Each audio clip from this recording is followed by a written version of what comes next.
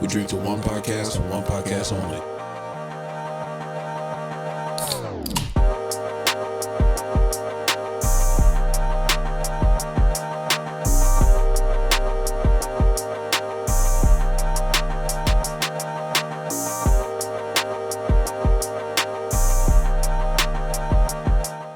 What is up? What is up, guys? Welcome to another episode of Liquid Therapy. You got your host, Kenny T, and you got your co-host over here, Joel.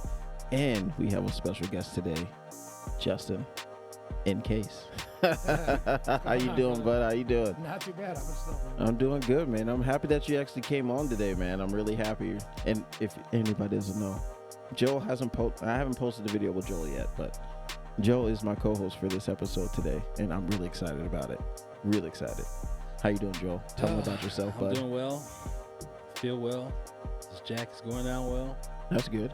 This other stuff wasn't working out, but now it's working out. That's good. I'm doing That's good. I'm doing good.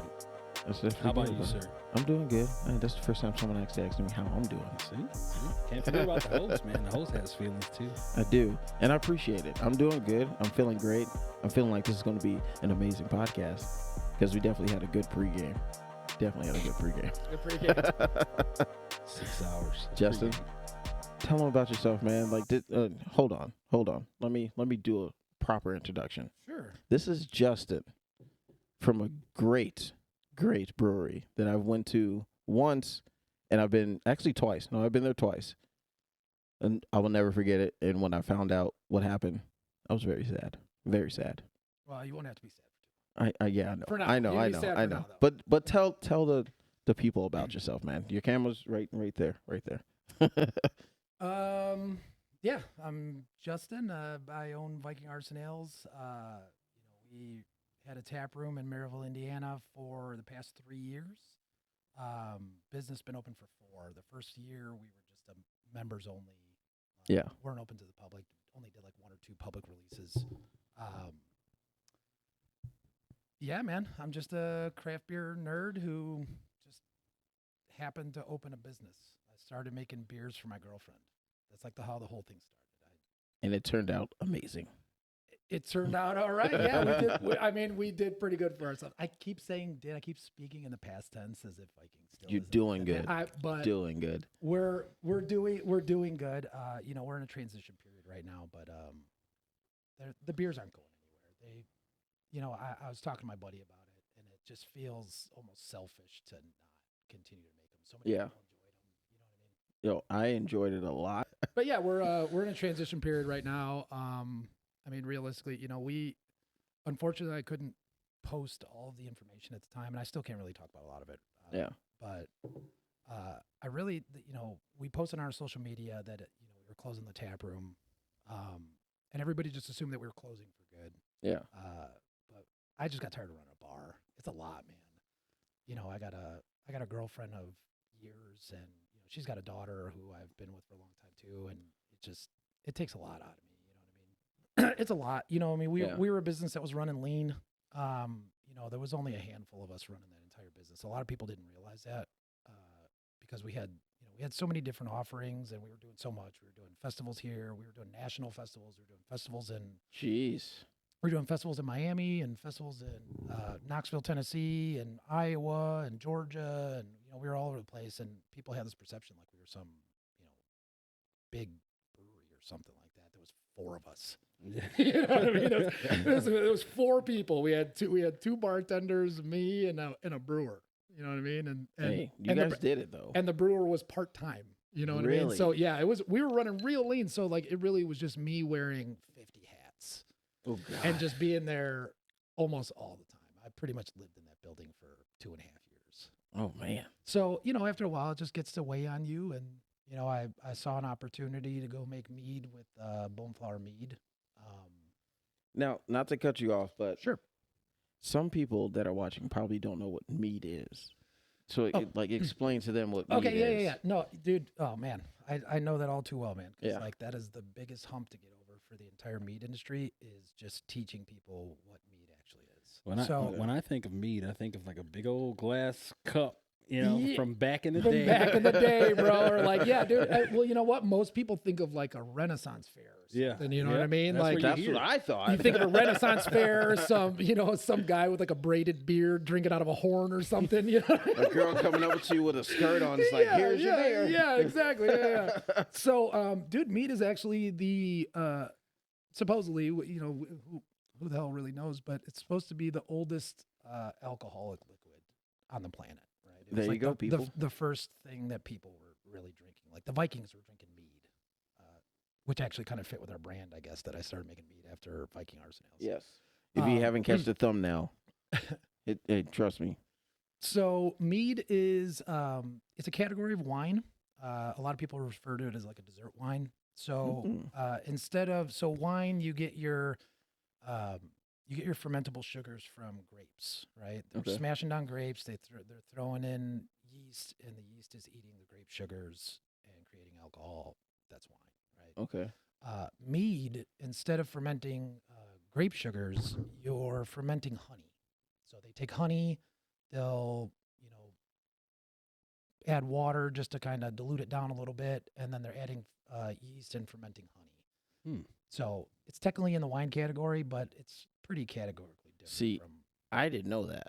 Yeah, so it's fermented honey.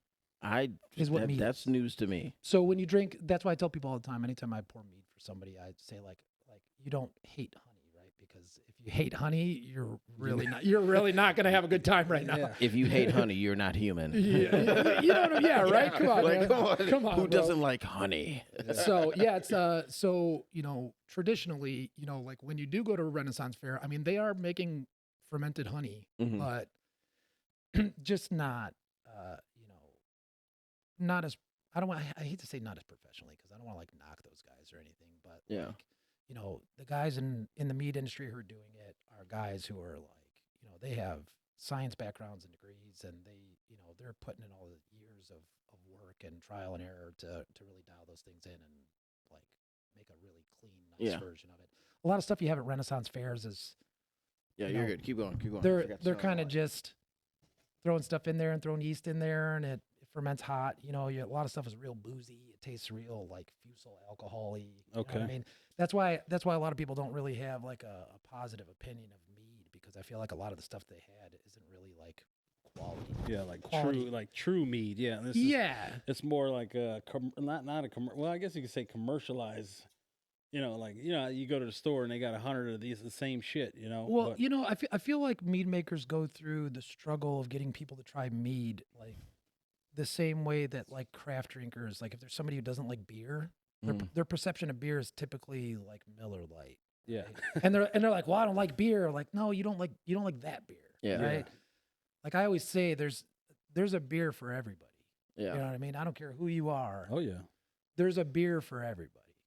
You can say you don't, and like, some people, most people who don't like beer, they just don't like the malty kind of flavor profile, or they don't like hops or something like that. I love hoppy beer. I'm a hop guy too. Yeah, I love it. I mean, I'm all across the board. I'll drink anything. I'll drink bourbon. I'll drink mead. I'll drink craft. I'll drink Coors Lights. Yeah, Miller Lights. You can't see. I tore my label off in shame, but I'll just own it right now. I'm drinking a Coors Light. But he's repping the Liquid Therapy koozie. I am repping the Liquid Therapy koozie. Represent. And I brought craft to switch to. Yes, he brung a lot of gifts, guys. I would be posting those pictures. Trust me, like all this stuff here, and then the glasses we have here. I'll do it in this camera. There you go, right there. Look at this thing. Everybody. Socks Viking cup. Yeah, it's nice. This cup is coming home with me. I was not it's expecting the gifts. Like he showed up. He's like, dude, I got all this kind of stuff. I was like, holy shit. I was just happy you were an extra large. That was the only size I brought. You made it. You made I am the a hefty. threshold. Yeah. Look at me. Oh shit. Hefty. I'm gonna tell you, I wear extra large. It's just comfy, bro. Yeah. Hey, we hit the gym though. It's okay. We hit the gym. I definitely don't hit the gym. Fuck that. Those days are over. I'm living happy. We are all happy, especially drinking the amazing work that you do. I'm not gonna lie. I was really looking forward to the whipped pineapple. You know what, man? I was really looking forward to that. Unfortunately, I thought I was going to be able to no pun intended, whip some up. I thought I was gonna be able to whip up some beers before I came here. And we can get into that a little bit later, but unfortunately, the facility where I would have been able to do that, I haven't been there. I'm not there anymore. So Yeah. No, I got you. You know, Hey, no, you still came in full charge like a rhino. Just I came in ready to- strapped. Yeah, I did. dude. I was not expecting Well, you know what? that. I'm not gonna lie. Like me not having the actual Viking beers, I was like, well, shit, man. Like I'm going in here to do a podcast about Viking. I don't have any Viking beers. I better come in hot with other stuff. Yeah, at least, you know? you definitely came in hot, and I appreciate it, dude. I definitely do. No problem, man. Well, you know what? Like for me, everything that I brought has a little bit of a story as far as like you know what my story is and like what Viking's story is going to be in the future here. So, you know, none of them really are just randoms.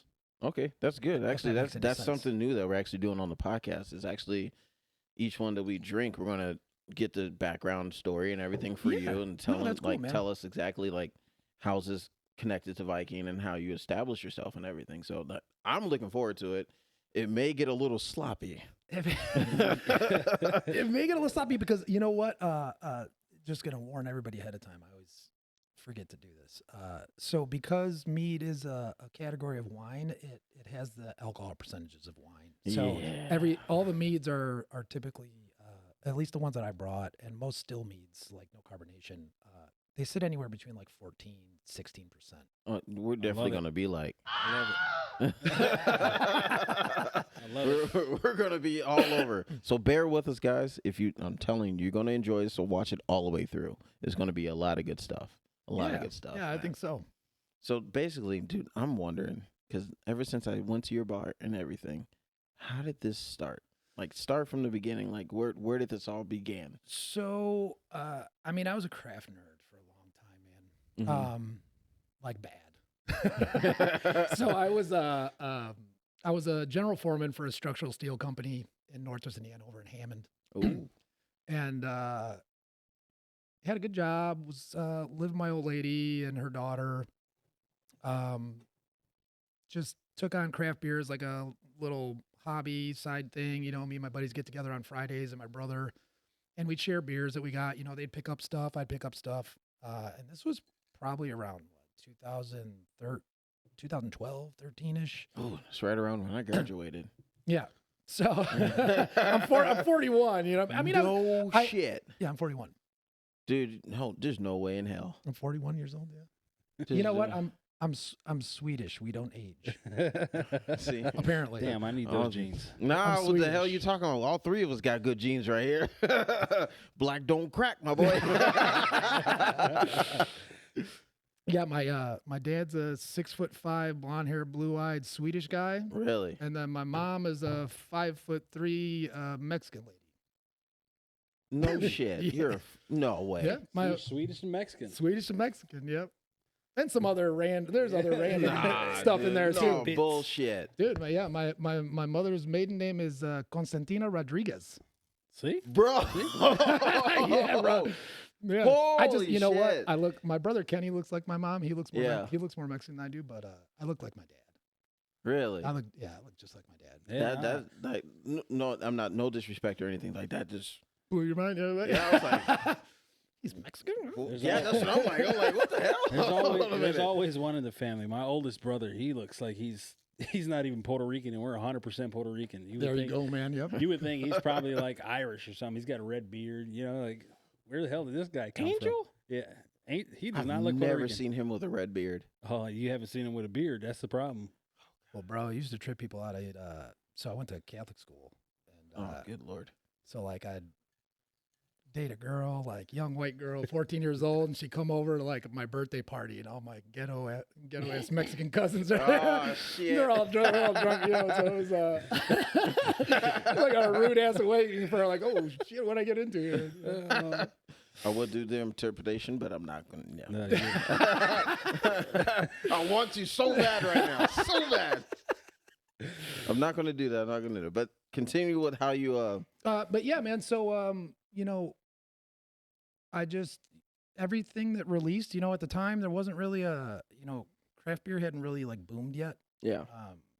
I mean, it was on the rise. You know what I mean? And there was definitely a lot more people getting into it at the time, but it hadn't really blown up yet.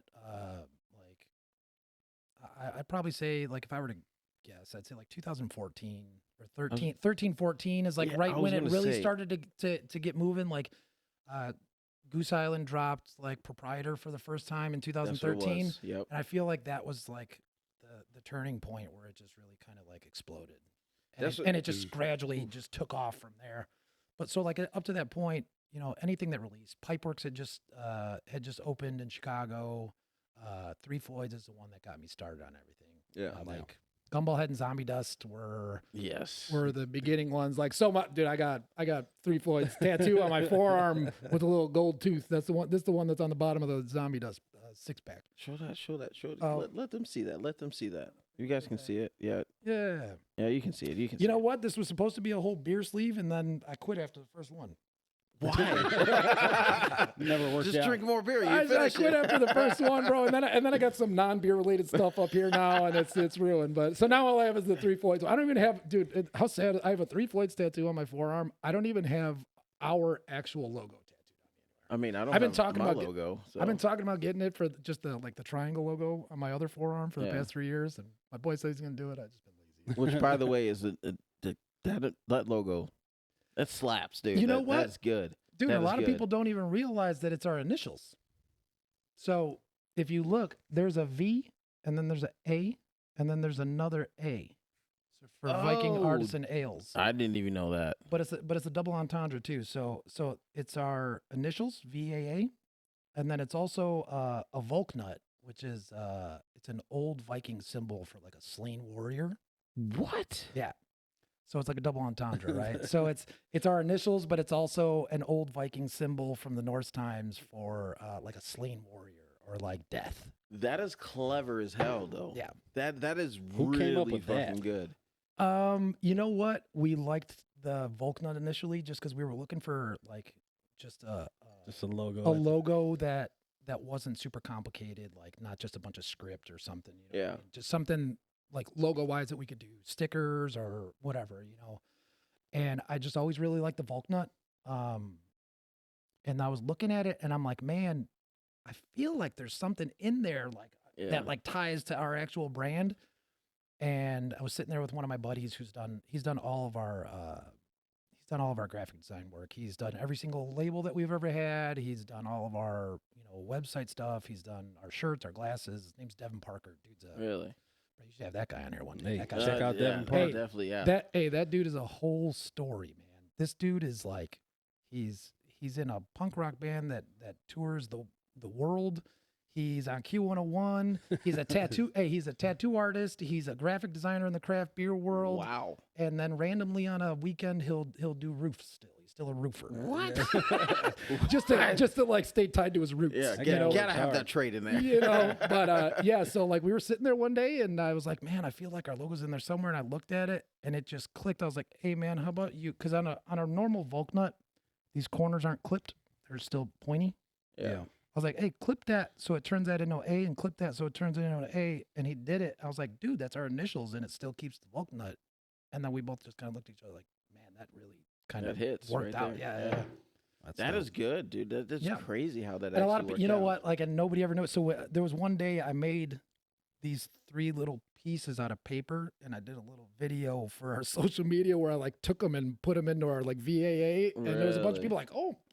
Like brain explosion, like, oh my God, I didn't even know that was like really a thing, you know? But yeah, so yeah, man, it was that just happened like organically one day, just hanging out with my buddy.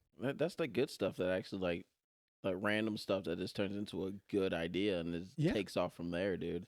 Dude, I feel like everybody I talk to in the industry has similar stories, man. It's never like, we just hired like the best guy in the industry who just does this stuff for a living. Like, no, it just all happens like organically.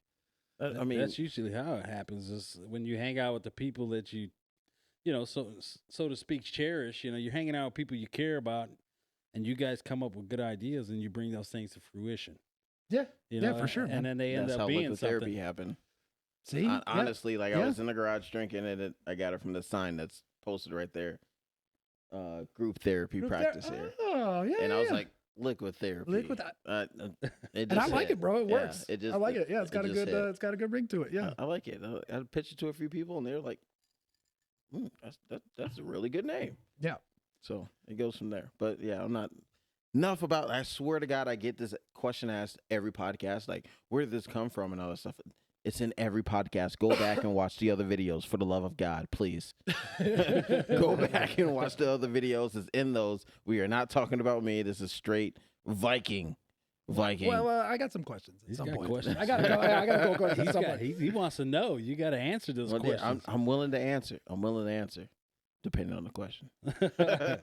I definitely got a car question at some point. I knew that was coming. Yeah, I knew it you was can't just tell me coming. you got this It GTO was sitting coming. under It's this thing, coming. It's and then coming. me not loose. ask. Let Yeah. loose. Yeah. Ask the Let question loose, right let now. loose. Ask No, it. but before we get into all the extra Okay, so yeah, juicy how did the nitty-gritty, beer start? Yeah, How did the beer start? start? So like really into craft beer, and then got into this like national like it was this small group of like 15 guys that were like strategically placed nationally, and they found me to be their Three Floyds guy. So how it worked is if I wanted a beer from somewhere in New York, we had a guy in New York. He would get it from me. Really? He would get it from me at cost. I'd send him a FedEx label. He ships it out to me.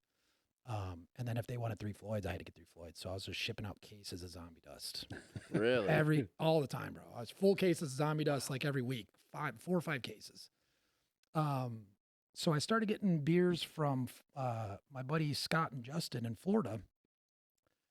And they were just 2 bums who worked in a liquor store, getting drunk in a walk-in cooler. And then randomly they hit me up one day and said, "Hey, we just got a job at this new brewery that just opened. It's called Angry Chair Brewing." Now, for those who don't know, they're one of the biggest craft beer names in the country, if not the world. They're huge. So we ended up getting one of their sours in one of the boxes. They had a fruited sour that's called Purple Puffs.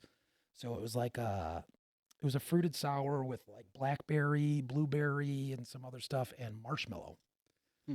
Ooh, sold me a marshmallow. You know what I'm saying, dude? That's the same thing I said. So, and man, I was just, I had my old lady just run into every craft beer release, and I'd make her try all of them, and she hated every single one of them. Every single one. But she was a trooper, man. She would try them with me. Like, I'd be like, "Oh, baby, this is the one. Yeah. You're going to like this one. Like, I just tried it. It's delicious. You're going to love it." She'd try it, make a face, toss it back my way. But I opened that Purple Puffs one. She goes, "Oh, my God, I really like this." It's like it trumped And I'm like, everything else. yeah. She goes, "I really like this. Like, I could drink this." I'm like, "All right, well, they release that once a year. They only release like 150 bottles. Really? Like at this point, like I got one from my buddy at cost, but like if I want to get one now, they're on the secondary market at like $80 a bottle." Jesus. And she's like, "Well, I don't know what to tell you. This is the only one I like." You better So- get it right now. So I hunted down some of them and, had them shipped to me. And then, she would just drink them on a Tuesday for nothing. You know what I mean? And then like when it came time to drink a beer, she's like, "Oh, I want to know." I'm like, "You know what?" She's like, "Oh, you're going to have to get more." I'm like, "You know what? I think I'm just going to try and make one of these things." Yeah. I had never brewed before. I sat in with one of my buddies, dude. He brewed like a crappy IPA in his kitchen. Shout out to my boy Sheepdog and his crap sheepdog. Shout out to Sheepdog and his crappy IPA in his kitchen. So I just took a stab at it, man. I made a little 1-gallon batch in our kitchen. I shouldn't say that. I sat for probably about 3 or 4 weeks watching YouTube videos. Jesus. Just any YouTube video I could see that was talking about how to brew sour beers. Did my homework. Did 2 separate 1-gallon batches, just tiny little glass like jugs, and they came out all right. They weren't great. Yeah. They weren't bad. I mean, you know this what is I your mean? first batch. And my old lady was like, "You know what? That's way better than I thought you were gonna do, just because you had never done it before." You know what I mean? I'm like, "All right." And then I reached out to some friends in the industry, and they're like, "Oh, you just need to, like, you just went way too light on the fruit. You just need to pound that thing with fruit." And the next batch, I pounded it with fruit. Talked to my buddy who worked at that brewery, and he let me know what kind of marshmallow they were using, just so I could try and replicate what they did. And she tried it, and that was our blueberry marshmallow. Oh, that So, sounds so I didn't good. do all the other fruits that they did. I just Yeah. used the marshmallow, process that they had, and just did blueberry. And to this day, that's her favorite beer Really? of all time. Do you still That's make my it? old lady's favorite beer of all time. Yeah, we were still making it. We were still making it all the way up until we closed the tap room. So, but yeah, I made it, and she tried it. She goes, "Oh my god, this is amazing!" Like, I'm not even like trying to Yeah. gas you up or anything. Yeah. Here, you know what I'm like? I don't think I ever tried that one when I went to your bar. Yeah, we had a whole line of. We changed the name to Peep This after a while. Like Really? Peeps, marshmallow Peeps. You know what I mean? Yeah. We changed it to Peep This, so there was like Peep This raspberry, Peep This blueberry, Peep This blackberry, and then there was Peep This triple berry. I think I missed the actual first one you made, like the one your old lady likes. Yeah. I'm pretty sure I had to miss that because every time I went in there, I've never seen like The marshmallow ones. Yeah, I don't think I've ever seen those. You know what? I feel bad because a lot of people miss a lot of beers. Yeah. And it was really just because of the way that we structured things there. We weren't like typical breweries, which actually a lot of people said that they liked. But the only downside was what you witnessed, right? Like you Yeah. came in there a couple times, and there were beers that you missed. Yeah. But so what we were just like a lot of people didn't realize it. So we had so many offerings. At any given time, we would have anywhere between like 8 and 12 different sours available in the tap room. So people thought we had this like big operation, Mhm. and we didn't. Like, It was just like, we okay. didn't. So there was this brewery in Oregon. Why am I spacing on the name of this brewery right now? There's a brewery in Oregon so they started brewing Berliner Weiss, which is the base. That's what we brewed, right? So the base beer for our beer is a Berliner Weiss. It's a Weiss style German beer. Mhm. So they came up with a structure where they just brewed one base Berliner Weiss, and then they just fruited it 100 different ways. Really? So every beer felt different because it's a Yeah. different fruit, right? But the base beer was the same. So they were just brewing one gigantic batch And just adding. of a base beer, and Yeah. they're like, okay, now we're going to snap off 5 barrels, and Yeah. we're going to do blueberries, snap off 5 barrels, do apricots, and once you add the fruit, those two beers are categorically different. You know what I mean? You wouldn't know any different. Yeah. You but, would. Yeah. but- it tastes the same, but the people that Like make it will like know. the only part of it that really tastes the same at that point is like the tartness. Like the tartness level is the Mhm. same across the board because it's all the same base beer. Okay. But once you add in adjuncts and different fruits, you really kind of lose like the maltiness of it. So you can't really tell that it's the same exact beer unless we told you, But it Wow. was just like it was a genius, it was a genius business model to just like, okay, well, I have one recipe. I'm going to do a big old batch, and I'm just going to split it a bunch of different ways so I can have a bunch of different beers. Because normally, for a brewery to have 8 to 12 offerings, you got to have 8 to 12 fermenters. You're doing a different beer in every fermenter, and you have to have them all timed right so they're all available at the same time in your tap room. So everybody saw that we had like 10 offerings, so they thought we had some big operation back there. I had 4 fermenters back there. Wow.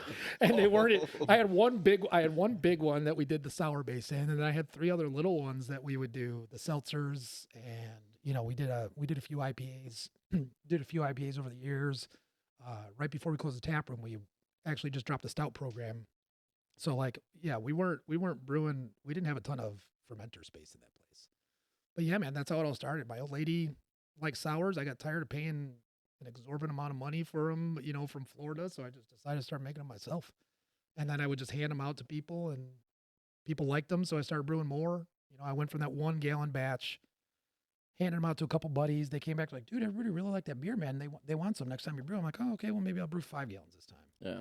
And then a few weeks later, I told Amanda, I'm like, hey, that 5 gallon batch is gone. I think I'm gonna have to make like 10 or 15 next time. She's like, oh yeah, okay. And then fast forward 3 months, I'm like, man, that 30 gallon batch It's gone. is gone. I think Gone, I'm gonna have dude. to go. And then she goes, listen, if you gotta make more than 30 gallons, you need to start selling it. Mm-hmm. I'm like, oh, okay, I guess I'll try that. That's And then fucking, that's crazy, dude. It is crazy how that just And then, started there and just like. well, It's a trickle effect, yeah, It's bro, it really was a trickle effect. And then I was like, all right, cool. Like maybe I'll try to do that. And then it was like, all right, well, I can't really. Then I found out all the red tape that you got to go through. in a Yeah, brewery, and yeah. it's absolutely insane, man. Oh, I can imagine. Dude, they pretty much tell, like when I went to First Open, everybody told me if you don't have between $100 and $150,000 to get it started, don't even bother. Really? Is it that bad? Yeah. I feel like I would tell somebody that now at this point, Yeah. even though like, dude, so it's doable Yeah. on like a grassroots level. Yeah. Man, it's hard. Even if you're It's trying to hard. start like really small. Really small. So like the way we originally started. So our first facility was in Griffith. I was just taking my checks from working in the steel shop. I was just taking my checks and just paying rent for like a cold storage unit. I found this crappy little space in Griffith that was letting me rent a little 1,500 square foot. There was no heat. There was no air conditioning. It was just a big open room. There was no running water when we first got there either, like which Jeez. kind of need that for brewing. Yeah. So like I had to pony up money to have, a water line brought in there and a sink and stuff. And, but yeah, man, so initially just to fund it all, we sold a 200-person membership at $200 a pop. So we crowdfunded a good amount of money there. Yeah, initially. that It was- sounds like it, Yeah, man. it's like 40 grand or something like that. Oh God. So we crowdfunded the 40 grand, used that just for like ingredients, paying the rent, paying the utilities, just paying the attorneys and everything for doing all the stuff that we had to do because you can't even apply for all the licenses and permits until you have a lease. Really? And then the licenses and permitting takes it could take up to 6 months, 8 months sometimes. During that time? Jesus, man. Yeah.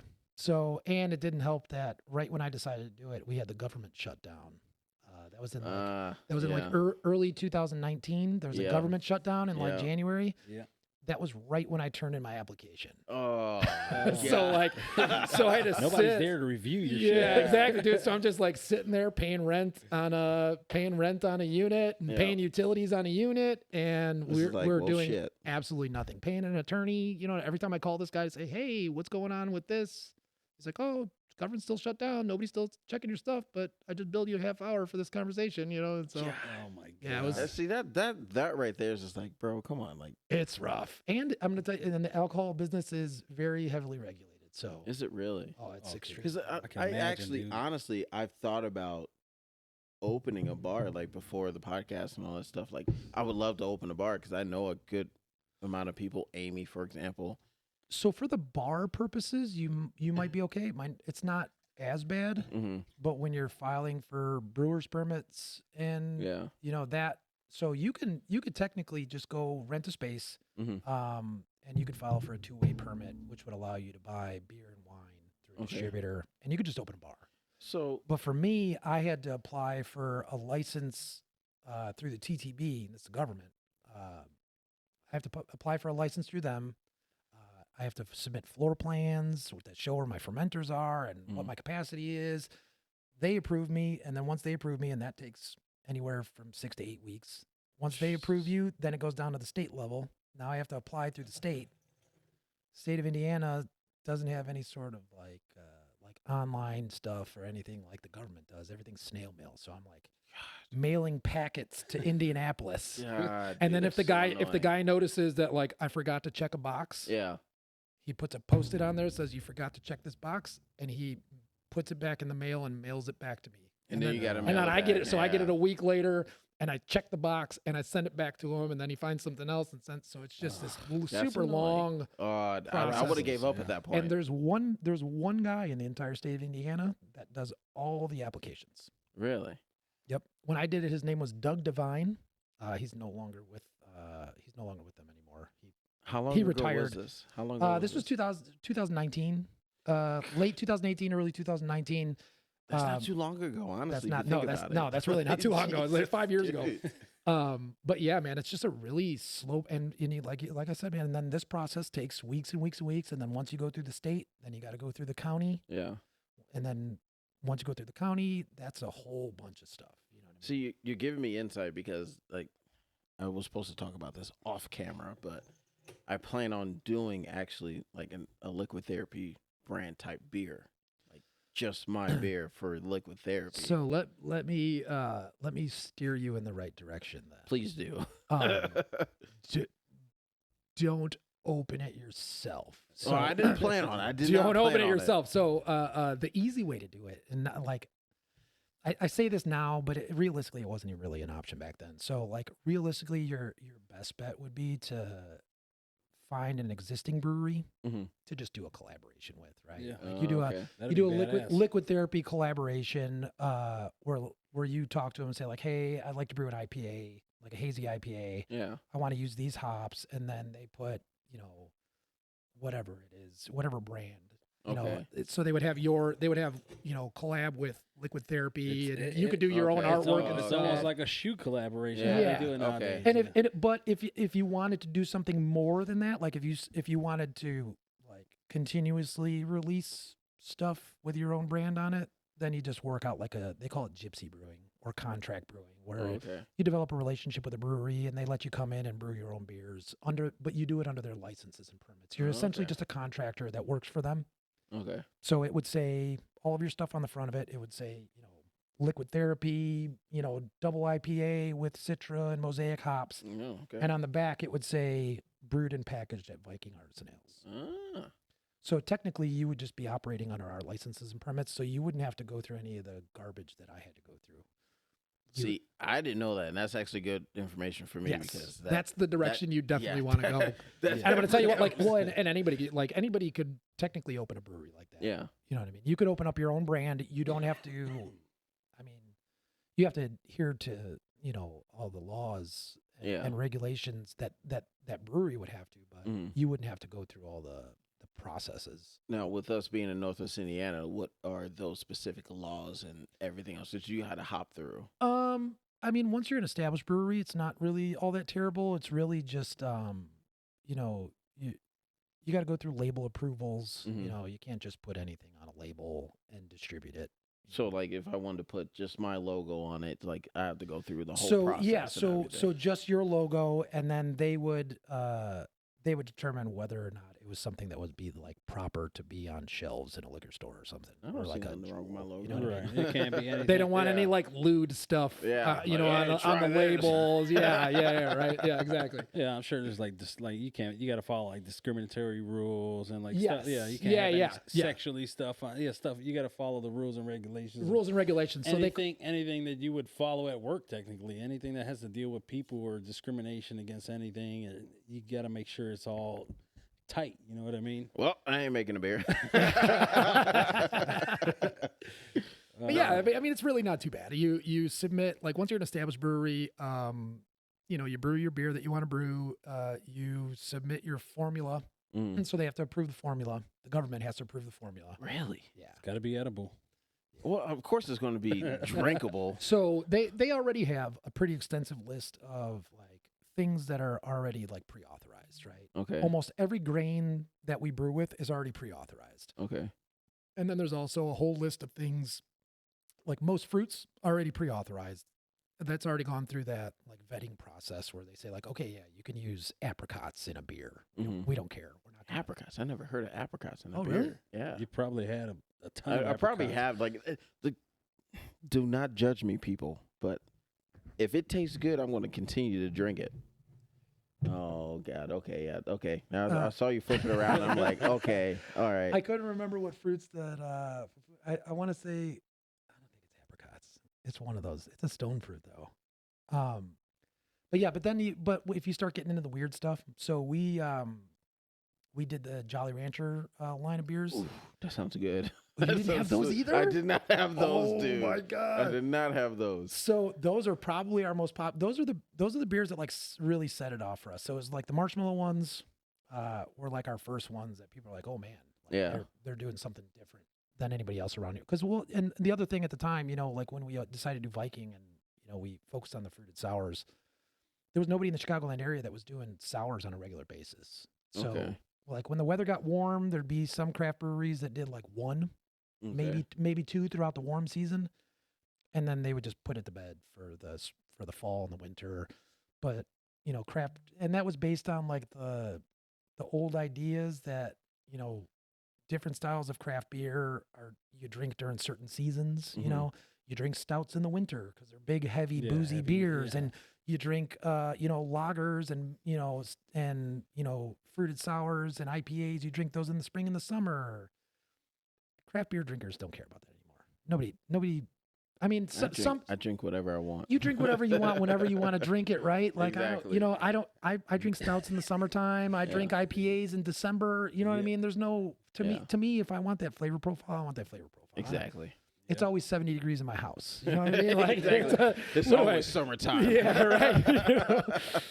But no, I know some people that are probably watching don't know the difference between the stouts and the sours and the hoppies and everything else. Like, if Yeah. you could explain that to some of the viewers, what the difference is. So everybody's familiar with like a Guinness, right? Mhm. We drink and that's technically a stout.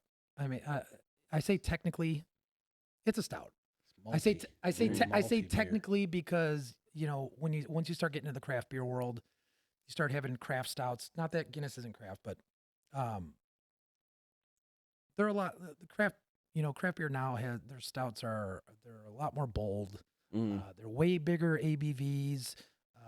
They're way thicker. They're just I cannot do a thick Foamy. beer They're like Dragon's they're Milk. I foamy, can't do yeah. it. really. I can't. It's too thick for me. Like, Dragon's Milk is like, That one's gonna get you. God, dude. That one's I gonna get you. can't, That I'm like- drinking that bottle by myself. Apparently, My no, wife I'm loves drinking that with Dragon's Milk, dude. Really? She loves Dragon's Milk. I'm like, dude, I tried it once, and again, oh, we're David. gonna have to recap half that bottle and give it to your wife then, because she'll like that one. I'll let you know right now. There's this drink that Puerto Ricans drink, and maybe some Mexicans, but it's called a Malta. It's like the champagne. It's like a champagne soda for Puerto Ricans. It's sweet.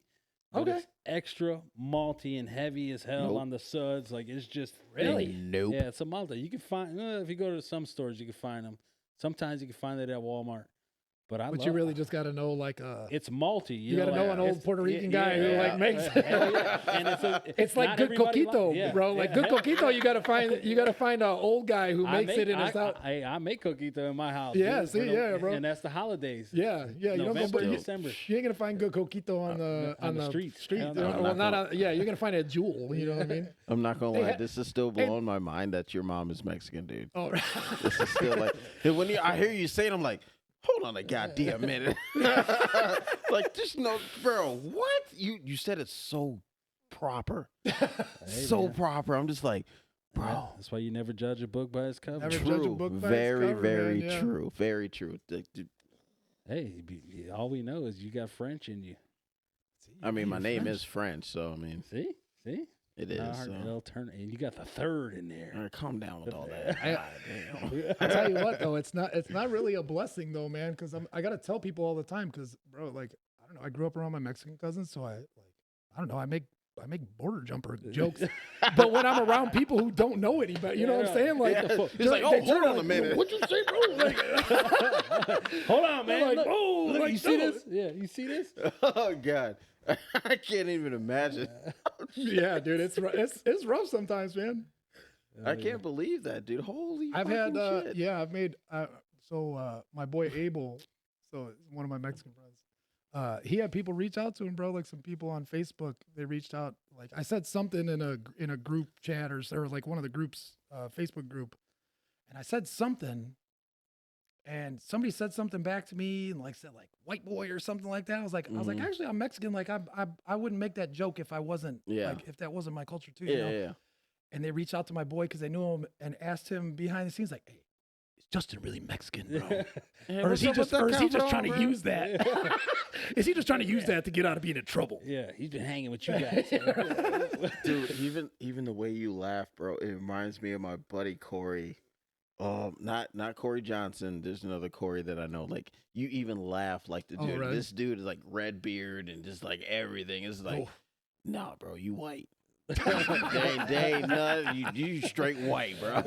Yeah. But dude, I'm honestly shocked. Like it's insane, bro, and it's really fucking honestly impressing to me.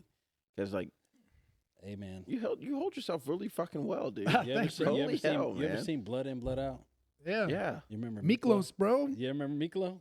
He How didn't the look like he was fuck- Mexican at all. God, you got hella respect from me, bro. I can say that right the fuck now. God damn, bro. Hell yeah. I already knew, people that are watching. I've been texting this guy for, what's it been, like a month or two? Month and a half-ish. Yeah. This dude's energy I felt it through text. And I'm just, every time I'm texting, he texts me back. I'm like, oh shit, I cannot fucking wait. Dude. This shit's gonna be lit. Dude, and he texts me today, like we're sitting here just waiting. And we set up and everything and got ready. And he's like, yeah, dude. And he said, I told him I drink any and everything. He's like, all right, we're gonna test this today. I'm like, oh damn. Let's do it. Boy. I'm like, I shouldn't have said that. Oh man. Oh, he's already pulling the first one out, bro. What's this? We're about to try the first one on the pod right now. Yeah, sure. Why not? Let's get We'll it. try one What of do we these got here? We meads. got a- Yeah, what do we got? So I'll tell you what. I'll let you guys pick. So I got two on the table right now. One of them is like big time apple pie vibes, I love me some apple pie. and the other one is banana dream pie. So Oh it's- damn! See, shit, that's too damn hard. Hold on a well, I mean, we minute. can drink them both. I don't. We can drink them both. I'm just asking which one you want to hit first. Well, We I got. gotta You know what? I got. gotta pace ourselves here because we gotta still be professional a little Yeah, bit. these are sippers, bro. These are sippers. We'll just sip 'em. Just let's. You need more glasses. We could just pour them all at the same time. and just- I should have brought See? more glasses, like 5 each. Nah, I'm just fucking.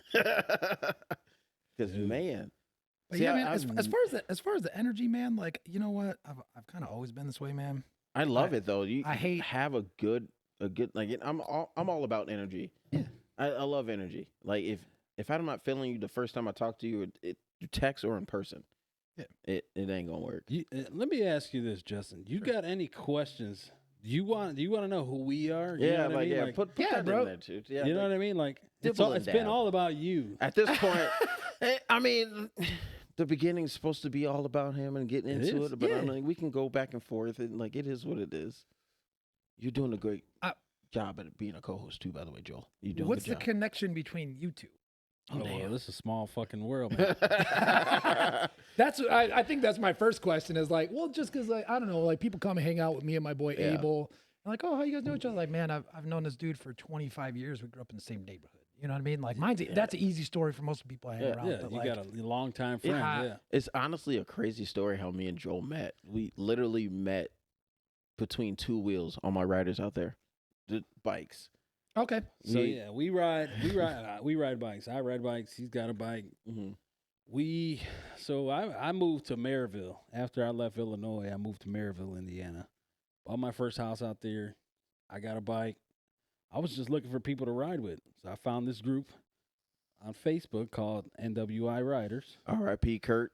and they had a meetup. So they do this shit. This is like a regular thing. They do it all the time, especially during the spring and summer months. It's like, hey, we're meeting. It's Tuesday, Taco Tuesday. We're meeting up here. We're going for a ride. We're gonna meet up and we're gonna stop over here, eat food, and keep on riding. So one day I decided to go. I met him. I met this dude named Kyle Haley. And a couple other guys, and we ended up kicking it off right there. Like we were all new to each other. I think he knew Kyle before that, Yeah. but I was new to all of them. And at the end of the night, we ended up at a Sharks in the hood, dude. We were all in the parking. remember that Yeah, we were all in the hood. It was a Long John Silver. and Gary. Long John Silver's. Oh, That's what it was. It was Long John Silver's, dude. And Gary. May as well be sharks. Yeah, same shit. So we ended up there, and we ended up just all talking and hanging out all night, and then fucking next thing you know it, we were calling and texting each other. Hey, you ready to ride? You ready? You guys want to ride? Boom. We ended up going out riding all the time. Before you know it, hey, you want to come to the house? Came to the house. Now it's like what, 8 years, 9 Yeah. years. Long story short, Best man. Oh damn, 8-9 years. Okay. yeah, that's- he ended up being my best man at my wedding. My wife Oh, was. nice. My Oh, wife. wow. Was, my Yeah. wife was. That's dope. The Bridesmaid and everything. No, my wife was the Maid of honor. maid of honor. wow. So my wife and his wife clicked. They're very good friends. Me and him are good friends.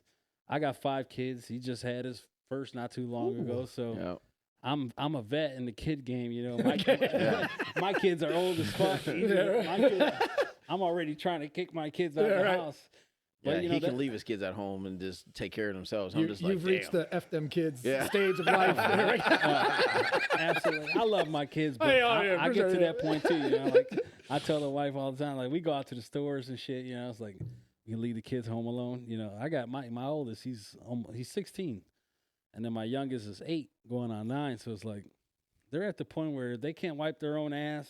They can't put something in the microwave to feed Yeah, them. So, yeah, you know, yeah. like we got a problem here. So. Let me put that up. But there. yeah, that's the way we met, man, and we clicked ever since. But I think the biggest thing is like with me and with anybody in my family, my brother, my cousins. He just had a podcast with my cousins. I don't know if you've seen it when they the posted most it. recent one I just posted. My cousin Lewis and Joey, but we all have the same kind of outlook on life. Like you're not gonna come into the circle and we're just gonna let you be who you are. You're like, you can be who you are, but like if you're fucking up, we're gonna tell you that.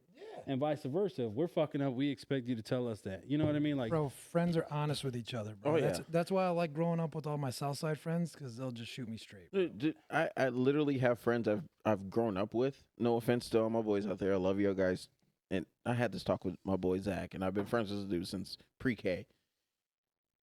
And he wasn't my best man. I straight up told, we had this conversation like last weekend. Like, dude, I love you, but Joel knows, like, we understand each other. He knows where I'm at. He understands what I'm feeling. I understand what he's feeling. We literally connect. That's why he's my best man. That's why he's my boy.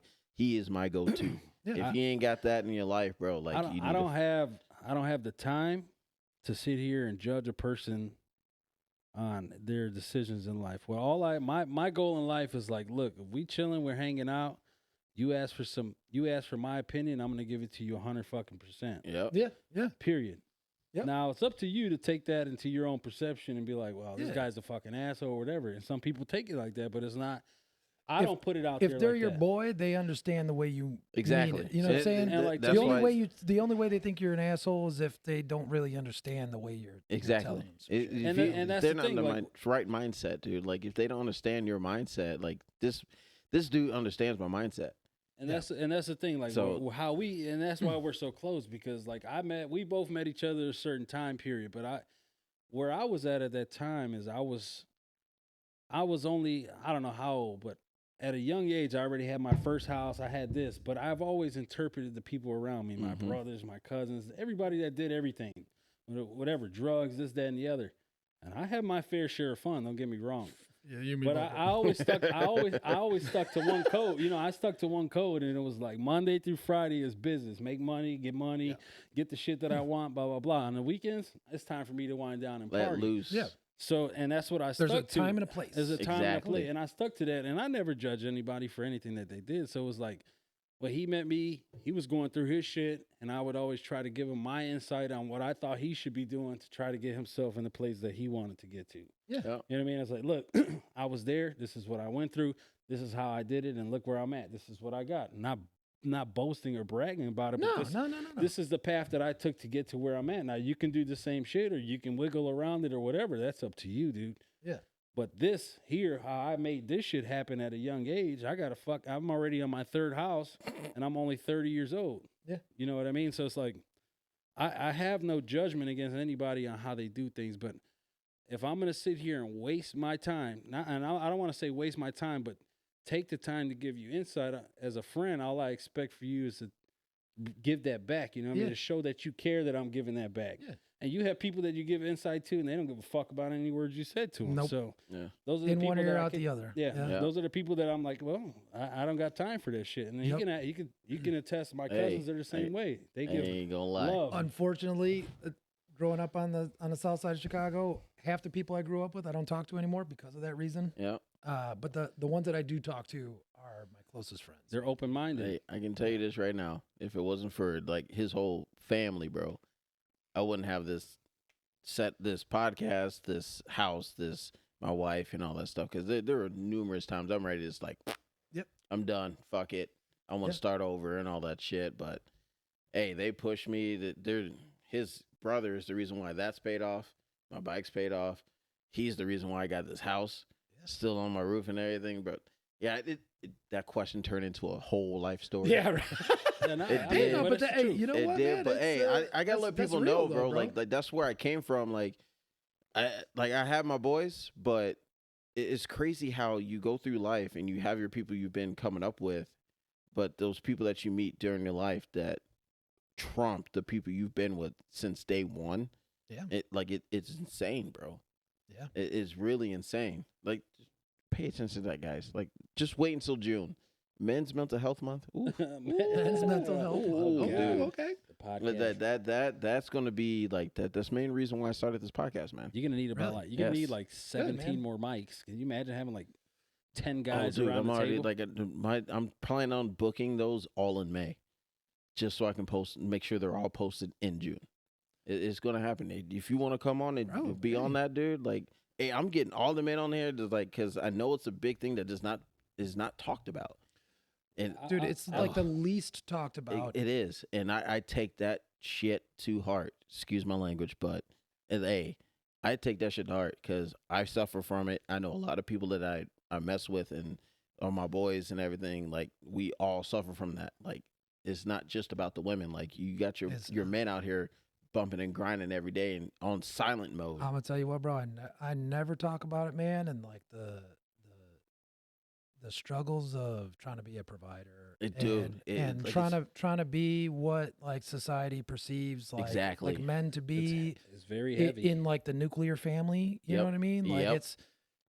it's tough, man. It's a lot of stress. It is. It's a lot of stress. It's a lot of it's a lot of stress, dude. pressure, and and because we don't talk about it, and like I don't know about you guys, but like We weren't you know, raised to talk we about weren't it. raised to talk about it. You know what I mean? Yeah. So you bottle it up, you man up, You do what you got to do. you Yeah. do what you got to do, and nobody addresses all the stresses of it, bro. So like, it's funny that you brought that up because in the process of opening the brewery, is kind of when I really like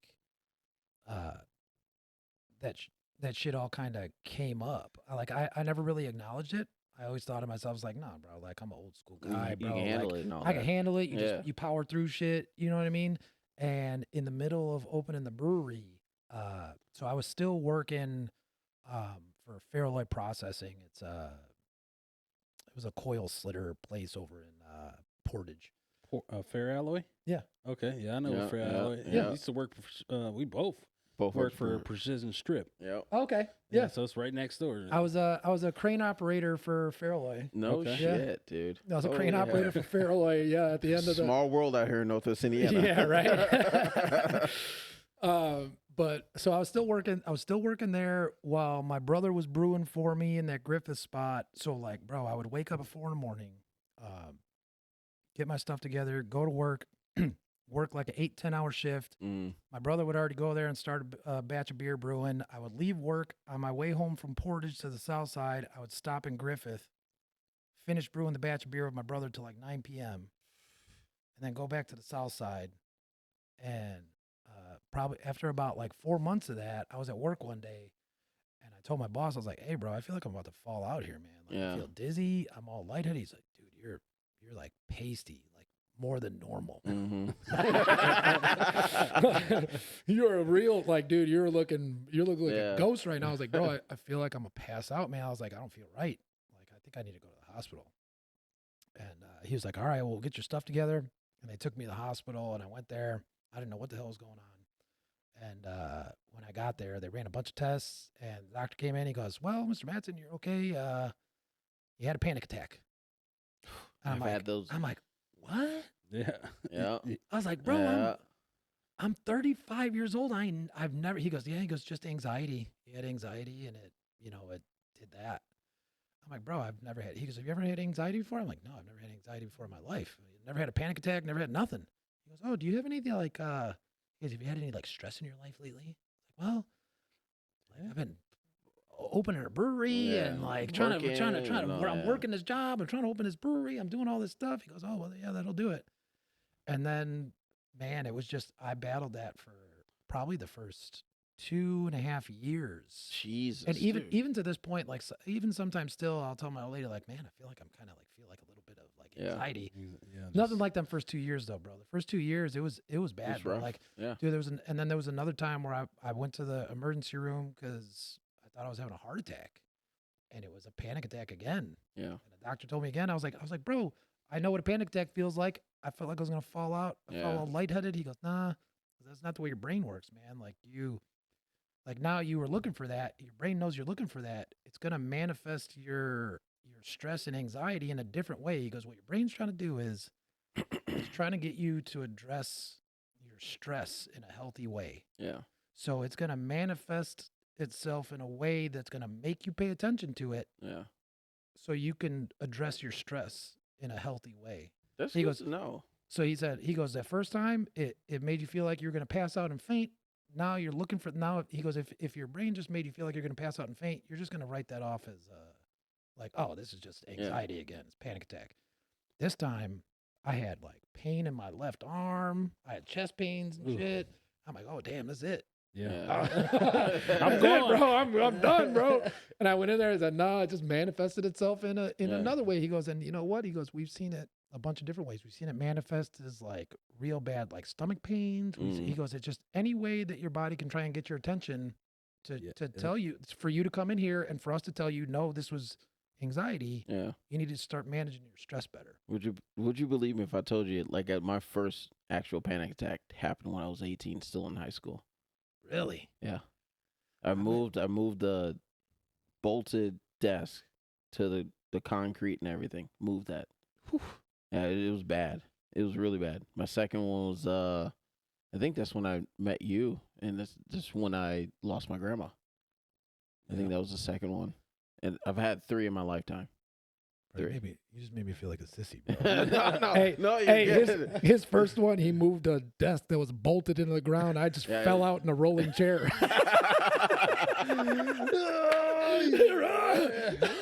I felt like the Incredible Hulk that day, bro. No, that it was bad, dude.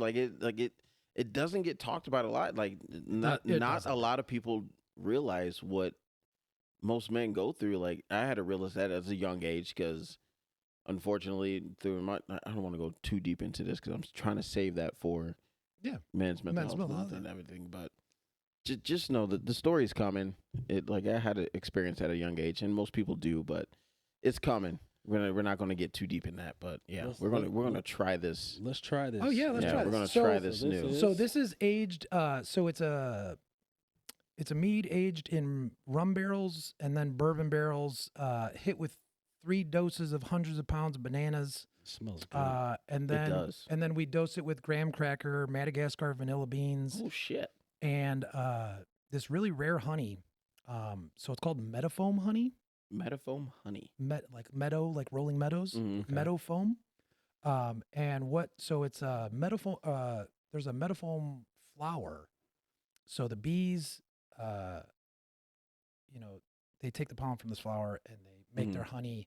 And for whatever reason, those bees make this honey, and it naturally just has a marshmallow flavor profile to it. Really? It's honey that just tastes like marshmallows. It's like fluffy. Yeah, for real, bro. It All right, smells you So- got me excited So we about use this. we use that honey to back sweeten this one. So it's kind of just like bolstered up that Madagascar vanilla profile. When you explain all this stuff, I'm really curious, like especially with the bees stuff. Like, how are you getting these? Like, how is this flavor created? Like I understand you harvest it and everything else, but how do you get these names, and how is it like just in a beer? So you know what, man? It's a whole. It's so wild, man. Like finding out that these entire worlds exist that you didn't even know existed. Like there are just beekeepers out there, man, that like they're cross pollinating stuff, and they're getting bees, and they're purposely having them around these kinds of flowers to try and get these kinds of, you know what I mean? It's a whole crazy world, bro. There's crazy. There's honeys out there that cost $1,000 for a tiny little jar, bro. Are you serious? It's I'm nuts, in the man. wrong business. Right? Yeah. Nah, see, I can't. No, I ain't gonna lie. Hey, that's a risk reward thing, bro. You ain't putting me around I 10,000 cannot bees. with no bees, bro. No, thank you. No. As soon as I get bees around this house, I'm like, nah, y'all got to get the out right now because this ain't happening today. Yeah, I'll buy it by the bucket. That's it. You know what I mean? This guy with his little screen helmet on and shit, he can do all that. I actually saw like one Facebook video. a dude with a wasp nest or whatever nest it was, dude. Like he had a full suit on, just going in, and he got one. These things were literally like probably as big as this vape. Monsters. Yeah. Big. He got stung in the ass. He's like, oh shit! Damn. I saw the dude. He still went in and got the whole nest and everything. I'm like, Oh, dude, that you're dude's probably stupid been as hell. he's been stung 100 times, bro. The way he reacted to getting stung. Nah, bro, I'm out. I'm done. I'm retiring right now. Everybody that you can have it. This shit is amazing. Everybody has it already. God, come on. Yeah, it's super. I mean, it's huge banana. No, seriously. This shit is good. Yeah. God damn. Oh, That is really good, man.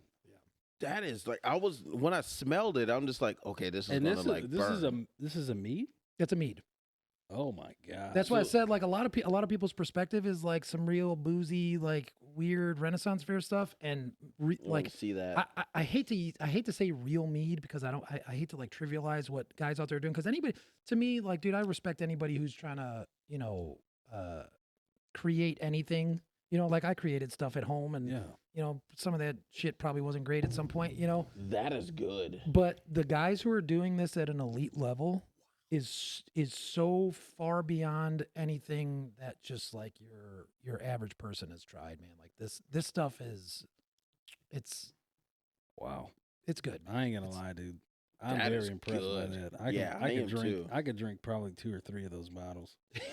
It's That is delicious, man. and you get tore up quick. Oh, I bet. I'm starting to Get tore realize up what you meant quick. in that text right now, because I I'm taste like, the honey. I taste the banana. yeah, dude. Yeah, so this one's 16% alcohol. That's God, good. all right, I'm going to go ahead and put that down right now. I should have told you after you finished it, right? It's like, gee, this dude is going to just chug, bro. I mean, it's only a couple ounces, right? It's I could drink that all day, dude. it is. I could chug it's that so bottle good. right from the bottle. I can chug that. God, That's dude. delicious, man. That is the word. Where can I get this at? Can't get it right now. Nowhere. Oh You God! got to be a part. Please leave the bottle. So what? No, you know what? We'll get into that in a little bit. But there's places who there's places who make mead in actually. So we're actually pretty blessed to be in the highest density of meaderies almost in the world. So the Midwest is just ripe for mead making. We have a lot of honey suppliers, and with us just being big fruit producers in the Midwest, a lot of Michigan blueberries and stuff like that. Yeah. I mean, there's a high concentration of meaderies in the Midwest, so they actually refer to us as like in the mead world, they refer to us as the sugar belt. So the sugar belt is pretty much like straight down through the Midwest, and there's like the highest density of like high-end meaderies in the country. And just in Northwest Indiana, there's, counting Bone Flower, there's 3 just in Northwest Indiana. I'm not gonna lie. The way you're explaining that makes me feel like, yeah, we're in like Bonnie and Clyde type situation. Like, oh yeah, we need that good weed. Yeah, we need that good. It's like, yeah, get it across. Well, I'm gonna tell you what, like it's relatively like the high end mead world is still pretty new. Like there's not a ton of them. I kind of ruined my brother. So my oldest brother, I got 2 older brothers. One brewed beer with me. One makes mead. And he's been actively trying to open a meadery in Tennessee. Yep, that tastes like shit. Can't go back now, right? Yep, nope. Oh god. But so I opened a mead for him years ago, and it was from Schramm's Meadery in Michigan. So Schramm's is like the OG. He's the guy who started it all. Like people always say like, oh, that guy wrote the book. Like Ken Schramm literally wrote the book. Oh god. Yeah, it's called Mead. Like I think it just says Mead or like American Mead Maker or something like that. So he wrote the book. The dude's the goat. He's the goat. He's the goat of mead. So I bought one of his years ago, tried it with my brother, and he went back to Tennessee, and he came back next time he visited. He's like, dude, what the hell, man? Like, I tried to find mead out there. There's no mead anywhere. And like the only one I really found was on the shelf in the store, and it tastes like crap, man. What the hell? I'm like, yeah, bro. Like there's not like, if you're going looking for mead like this, there's there's only, I would say, if you're looking for meat on this level, there's a dozen, maybe pushing it 2 dozen in the country. So how many bottles of that you got? Because I'm really curious if you're gonna leave that here. Oh, I'm like, yeah. I'm leaving stuff here. I feel like my wife needs to try that, and she's not here. Is this? Well, I knew we were. Is this something that you guys are going to be kind of working on? So yeah, and that's what we were going to get into here in a little bit. So, you know, That's stupid good. Holy fuck. Yeah, I know, dude. God damn it. I want like the rest of the bottle. Nah, bro. we're about to get into this apple pie one. We're about to get into this apple pie All one. right, we're gonna have to decide who gets what. Cause That's delicious, man. So yeah, starting on a new project. So unfortunately, the Viking brand probably isn't going to be anymore. I know the branding's cool, and I love it to death. That was my baby. But we're got a new business partner, and we're moving into we're just kind of combining, and what we're going to be doing is mead, beer, wine, seltzer, just the whole gamut minus spirits. do you have a specific area you guys plan on opening a new business? It'll be Northwest Indiana still. Northwest Indiana? We're staying Northwest Indiana. Opening a business in Illinois is Jesus. Yeah, I was gonna say like, please don't. Yeah, dude. You know what, man? I feel like I just pissed my old lady off. Don't give away too much. And, but my future brother-in-law. Sorry, Nico. He's been begging me to just bring it to Illinois for the longest time. But no, it'll be Northwest Indiana still. We love Northwest Indiana craft culture. We feel like there's still just out here. It's big out really here, big. and I'm gonna tell you what. Like, I feel like I feel like it still hasn't gotten everything that it deserves. Yes. You know what I mean? I do. As I far do as agree. like Chicago is just so,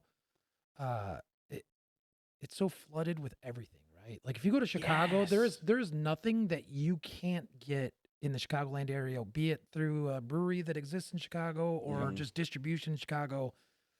Northwest Indiana still has a lot of gaps in styles and you know, just like infrequencies in stuff that people want and people like, or you know, or just not a ton of options. You know what I mean? So, you know, we want to stay here and just continue putting stuff out in this area, that just to try and give people what they deserve. See, you know, that's Northwest what I Indiana. feel, because like I feel like us being in Northwest Indiana, just like we're the gap is in between Illinois and Michigan. Yeah. It's just like we have like the main sources of tourism around us, and I feel like we need to bring some of that to us and just like, and it just feels like, explode it. well, especially like industry wise, Yeah. it feels like Northwest Indiana is like the redheaded stepchild, right? So like he said it, I didn't.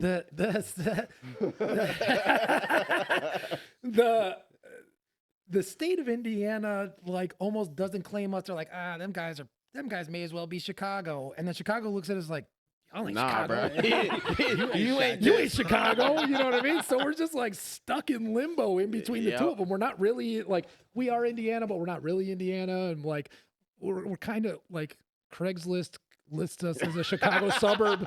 We're a Chicago suburb on Craigslist, right? Bro, why did you say Craigslist? A total different Oh, state. God. Yeah, totally different state. But if you want to look for stuff on Craigslist in Northwest Indiana, you got to look in the Chicago Craigslist. Yep, you do. Exactly. You do. Yeah. And So- half the stuff I see on Facebook marketplaces in Illinois, like, Yeah. come on, can So I get it's like, stuff in my area? It's you know, we want to do something here. You know, we want to stay here. I already put down roots here as far as like craft goes. We already built a following in Northwest Indiana through I Viking. love it. When you're ready to fully release, you let us know, man. Dude, we're gonna be there. 100%, we will back you on that shit. Hopefully, we will spread it out. We will do what we can to get our so people to know who you guys are. You know what I mean? it will be liquid on par with these bottles, if not better. Dude, So- that And shit is realistically, we're hoping to open the membership because we'll probably use the membership just to fund everything the same way we did the Well, yeah, first time. I fully Hell yeah, understand where dude. you come with that So- membership too. Yeah, so you sell the membership. They're guaranteed so many bottles throughout the membership, a shirt, a glass. You give away the bag, Yeah. the bag and all the other swag stuff, and you're entitled to so many bottles, and then you get right to first refusal for everything that we release throughout that time. Hey, Right? speaking of that, we should do a collab with Liquid Therapy with that shit. Ooh, too, let's do a man. collab with Liquid that, Therapy. That would be dope. Hey, let's go, bro. That would be Yeah, dope. you Hey, should. hey, get on Liquid Therapy. You get exclusive access to that shit, bro. It's good stuff.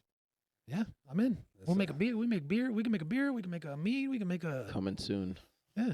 dude. Like, Let's do it. I'm bro. not Hey, trying to. I'm not trying to get too far ahead. I'm you all know? about collabs, bro. We were right at the end of the pandemic, we were supposed to Viking was supposed to pour for the VIP for 3-6 Mafia. Oh shit! No and shit, bro, we were gonna do a seltzer collab. What? Yeah, bro. And I was super salty. They had to cancel the show. That's bullshit. And we were gonna do it. We were gonna do it special for the show, and it was gonna be like a lean inspired. It was gonna be like a lean inspired seltzer. So it's gonna be like Sprite and grape Jolly Rancher, like Oh my Sprite with God. like lemon lime, grape Jolly Rancher. Yeah, man, I was salty about That'd that. But be yeah, fucking- man, I'm all about the collabs, bro. So I'm We not- do them with bars. We do them with other breweries or meaderies and stuff like that. So yeah, man, we can. I'm we not can, trying we can to definitely make some bandwagon liquid. on you This guys is- or No, anything. bro. This I- is- like, You know I what? just- That's the fun part about it. You know what I'm saying? I just want to be like, damn, dude. Like, I got the reason why I made this Liquid Therapy is like get into some good stuff, like the good Northwest Indiana good stuff, because we got a lot to offer here, in my opinion. I think we do. We may not be like Indianapolis or Chicago or Michigan or anything else but hey, we're up and coming. Dude, I'm gonna tell you what. Like as a Chicago native, like I moved to Indiana. I moved to Highland in 2013, and I told everybody like, bro, this is like moving to a Chicago suburb for half the price. Yeah, this Cheaper taxes. Cheaper Bro, taxes. No food tax. I- a dude, lot of people from no Illinois bag moved out there. tax. Bro, no water tax. People used to come over to my house and they're like, damn, Justin, this is all that. I'm like, yeah, bro. I was like, that whole empty lot next door is ours. All that grass in the back, bro. We had like, I mean, it wasn't a ton, but for Chicago people, when Yeah, when Chicago exactly. people come and see a half acre, Yeah, They're like, oh my damn, you God. got like yeah, 5 bro. acres. Yeah, exactly. Yeah, they think, yeah. Dude, I had one of my boys say that to me. He goes, damn, bro, what's this, like a whole acre? I'm like, dude, it's barely a half. That's barely a half acre, bro. But to them, you know what I mean? And like for me, dude, my girl's kid had a trampoline. We had a pool. Yeah. I had 100 people party out in the side yard and shit. you Yeah. know, I so- will say this You much: fit, though. Hey, you can y'all, fit. Illinois people, y'all need to chill though. Y'all need to stop moving Oh, out here. yeah, 'Cause stop. y'all bringing our stuff up like crazy. We ain't trying to be like y'all with taxes and everything, bro. Like what I'm doing. we love y'all though, but Slow still, down. slow it down. I'm Put it a- in reverse, Terry. I moved to Valpo, so I got an acre lot, and I know I wouldn't. If the next move I make is like 50 acres, that's where I'm going. Yeah. Yeah. Hey, All woods. I'm on woods. Unfortunately, my old lady is she's not on the Northwest Indiana train. yeah. She's like, She wants to I go got that shit. no. She was so yeah. We're in the west suburbs right now in Wheaton, and yeah, she wants to go further. She's like, nah. further. this She is wants a too bunch of much. land, but she wants it northwest. Really? Yeah, like further out into Illinois, where it's the boonies. Mm-mm. See, I go out to I don't know if you ever heard of Mendota or Sublette, Illinois. No. That's way west. Yeah. It's like 2 hours west. There's a place called Woodhaven Lakes. It's 7 lakes out there. It's a big, it's a huge campground. 7 lakes, and we go out there every year. My uncle owns the property, dude. We go out there for, I don't know, multiple weekends at a time, and we fish our asses off. And this is, we do a guys thing where it's just all guys. We party it up, go fishing in the middle of like 2 in the morning. It's like 2 in the Oof. morning. We're Oof. plastered. We're Good just time. gonna go fishing just to go fishing. Somebody ends up almost drowning. That's the shit. That's the shit Yep. we like to do. But everybody ends up okay at the end of the day. So I don't blame her on that. Oh, I'm all about the land, bro. There's nice property out in the west side of Illinois. I'm all about land. That's the only way I'm gonna get like my 4 or 5 dogs. Yeah, I want a bunch of bro. dogs, bro. I did. And I just want them to roam free. Yeah. I just want them to. I My did dogs. hear you ask me like what kind of dogs are those, and I did not answer your question. You I feel so bad for you. But the black one that we have is Titus. He's mixed with Lab and Pit. Okay. And Apollo, the big-headed little demon dog. Stan him. He's full Pit, and he really freaking annoying. But I love that boy to death, and he's a daddy's boy. But I want to punch him half the time. Oh, bro. He's annoying, and he has a big old head and doesn't realize how big he is, and he knocks over my daughter every time she's walking around. But I know love my all about boys. annoying dogs, bro. Yeah. My old lady popped up with a dog last summer, and I love her to death. That's my baby. Yeah. Dude, she looks like a little fox. I mean, identical. She looks, I mean, Really? everywhere I walk her, like, oh my God, is that a fox? I'm like, no, she's a mini Aussie. So she's Really? A mini Aussie. That's what my brother has, Aussies. Bro, she's I got gotta see she's a that. mini I gotta see a Aussie, picture of that. but she's got like a golden retriever coloring, and Red. she's all white around the mouth, just Really? like a fox, dude. It's the craziest thing you've ever seen in your life. I bro. gotta send that to me too, so we can post it and let people see it. Yeah, I got It's like a boom. I got a German Shepherd and a Doberman. Pure blood. Pure blood, both. Dude. Both are pure blood. Well, dude, Beautiful. I've always been a big dog guy. So before her, and like she's small. She's a pretty. Mm-hmm. She's like barely a medium sized dog. She's fully grown. But before her, I had a husky. So Huskies are nice. And she was a big, gorgeous, just Blue-eyed. blue eyes, black and white. I mean, she was just like a picture perfect husky, Yeah, Siberian husky. Really? And I've always been a big dog guy, but this little dog got Yeah. me. That's my baby. She's annoying. She's annoying as hell sometimes, but that's my See, baby. I feel like when you have a female dog, they cling to the males in the relationship. You know what? I've always had girl dogs. I've never had a male dog in my life. Never once. Keep that Now, streak going. Hey, you Keep know what, it bro? going. It's messed up though. It's never really. I swear, bro. It's never been by choice either. Really, it just kind of worked out. That, you know what I mean? Just Like, sprung up on you that way. yeah, bro. It kind of always just like Yeah. when I got River the husky.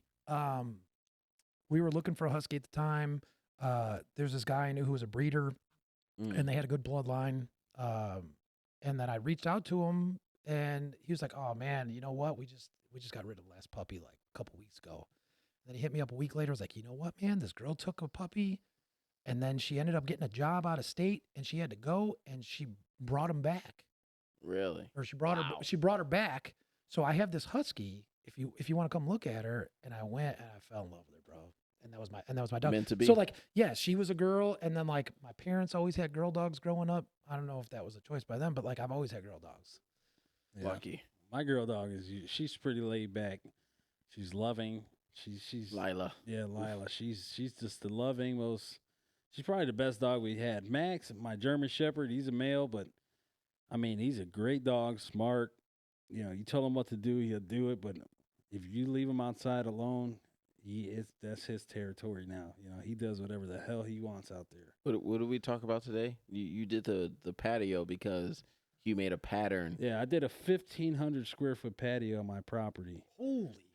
Okay, just because so like if you just envision, you know, you're looking at the back door, you got a deck off the back, and then the whole like, if you're looking at the back of the house, the whole front to the gate and all of that. Well, I did that because they track so much dirt. They turn all the grass into dirt. Yeah.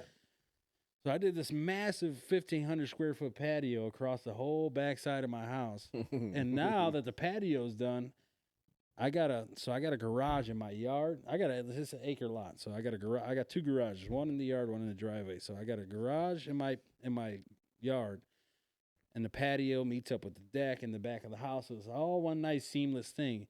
Now instead of running back and forth on the patio, they decided to start running around the garage, and now they're trenching around the garage. Yeah. There's a trench around the garage. I was over there today. I was like, hold on a minute. So it's like, what the hell am I supposed to do now? You know, like, what, I'm going to just pave the rest of the backyard? I told him. 18 pave million it. more. No grass anywhere. Yeah, it's a lose-lose situation for me, so it is what it is. Good dog. I love him. Let me see this picture. Yeah, you know what? Let me see this Hold picture, on. dude. Trying I to got to find- see this dog because you got me excited because I love foxes. Yeah, foxes are nice, dude. Dude, they're beautiful. It's crazy, too, because I had a buddy that his uncle had a half blood wolf. Dude, that dog was Dude, beautiful. that's what I wanted. I settled on a husky, but I Yeah. wanted a wolf dog. Dude, So they're so in beautiful. Indiana, you can have up to 75% wolf That is insane. blend. So but they just breed them with huskies because it's Yeah. the same look. Exactly. You know what I mean? Yep. And I wanted one so bad, man. But That, you know what? They're at the time I was, I got River in 2013 when I had that house. I was working full time as Yeah. a general foreman for a structural steel company. So like, Busy. and those Busy. those wolf dogs take a lot of time, man. You got to spend time with them dogs. It is crazy too, because considering that they're 75% wolf, they can be on their own. But my buddy, that his uncle had a wolf dog, like they end up having to get rid of him because he actually end up they sense fear. They sense the fear, and he end up attacking my buddy's uncle's wife. They end up having to get rid of him, dude. And I would give anything to get, because my boys right now know damn well. Step to me, try. You can try. You can try. And all I gotta do is like, mother. They'd be like, all right, I'm going to bed. I'm done. I ain't, no, bro, I'm good. I'm gonna take a break real quick. Go ahead. You're good. So like she's very. Oh my God, dude. She's very fox looking. Let me see if I can She find her. is, dude. She so is. She's got like the big ears, tiny body. She's got that Bro. coloring, the white around her mouth, bro. Like, dude, everywhere I walk. That is a fox. dude. She's That's like a fox. She's like a tiny little fox, bro. You got to send me both. Just those two pictures. Yeah, You got to for send me sure. those so I can post them in the video so people can see, like, dude, that is a fox, man. That is a beautiful dog. Oh, she's such a. You know what? And like we Dude. got her. Her. What is it? 21andMe for dogs or whatever Mhm. it is. Gives you her background. She's mostly mini Aussie, but she's got a ton of creds. Like she's a full on mutt. Yeah. So like that dog's never going to be recreated. You know, No, cool, no. dude. The first thing everybody asks, like, oh my God, what kind of dog is that? I want one of those. Yeah. It's like, no. And I've, one of a dude, and kind. once we got the DNA back, I think that's when, because we even said the same thing, like, man, I almost want another one. It's like, Yeah. why don't I just keep getting this same dog over and over Yeah. again? Ain't gonna happen. And that's never, dude. To rebreed that dog would take, I mean, the best scientists on the planet. Exactly. Because it's like, dude, she's like 2% this, and like, dude, like she has, it said in there she was like 7% Alaskan Malamute. what? That's what I said. I'm like, what? Alaskan Malamute, 7%? Dude, what? That doesn't make any sense. Like, Yeah, but she was mostly like the highest percentage of her was mini Aussie, and when we looked at pictures of other mini Aussies, she has the same identical look. So Yeah. I mean, that's pretty much what she that is. I mean, that's honestly, I wanna rot really bad, really bad. I like Rots. I love rots and I love Dobermans and I love. I was just gonna say that I really like Rots and Those Doberman. those are my top 3 dogs. Hands down. Number 1 being Pit, because Pits are so judgment, like they're judged, and it kills me, because like if you meet my boys, they rub me. I don't care. Just go ahead. Oh, get dude. get me. So my lady's sister has a lab pit mix, Yeah, and that dog is the most loving dog I've ever met in my entire life, bro. That's what my boy is. All she wants to do, you sit on the couch, she jumps up on the couch, she comes, dude, she's a freaking moose, bro. Yeah. And she comes and just puts her gigantic body on you and just rolls on her back, and that's it. She just wants to be Yep. loved. That's it. That's how my. She's never aggressive. She's never nothing. I give him this. Titus, my oldest one. He's mixed with Pit Lab. He's been trained. He's been to pet school and all that stuff. He knows, like, this dude does not get into bed until I get in bed. Paulo, on the other hand, full Pit, love him to death. He listens to me, but does not listen to my wife at all. Titus loves that boy to death. He's the first dog I bought, and I actually got him for free. I actually rescued him, and I feel bad because I never got his sister, because he had an identical sister that just had white on her nose. He was the run of the litter, and he's the only one still alive to this day out of that litter. Really? Yes, Yeah. I regret it. I River regret was not getting him. River was a runt. You wouldn't know though. Like once she was full grown. And funny that this one's little, and I always thought, I'm like, oh, she had to be the runt. Yeah. Nope, she was the alpha. Really? Yeah, she was the first. And she's Wow. but you could tell her attitude is definitely. It's like, She's yeah. Like, yeah, motherfucker, you don't listen oh, to me. dude, yeah, bro. That's She, how- she runs the house. She bullies the lab pit mix. She's wild, bro. I mean, that's why, honestly, I didn't get Apollo fixed because I actually planned on breeding him with a rot.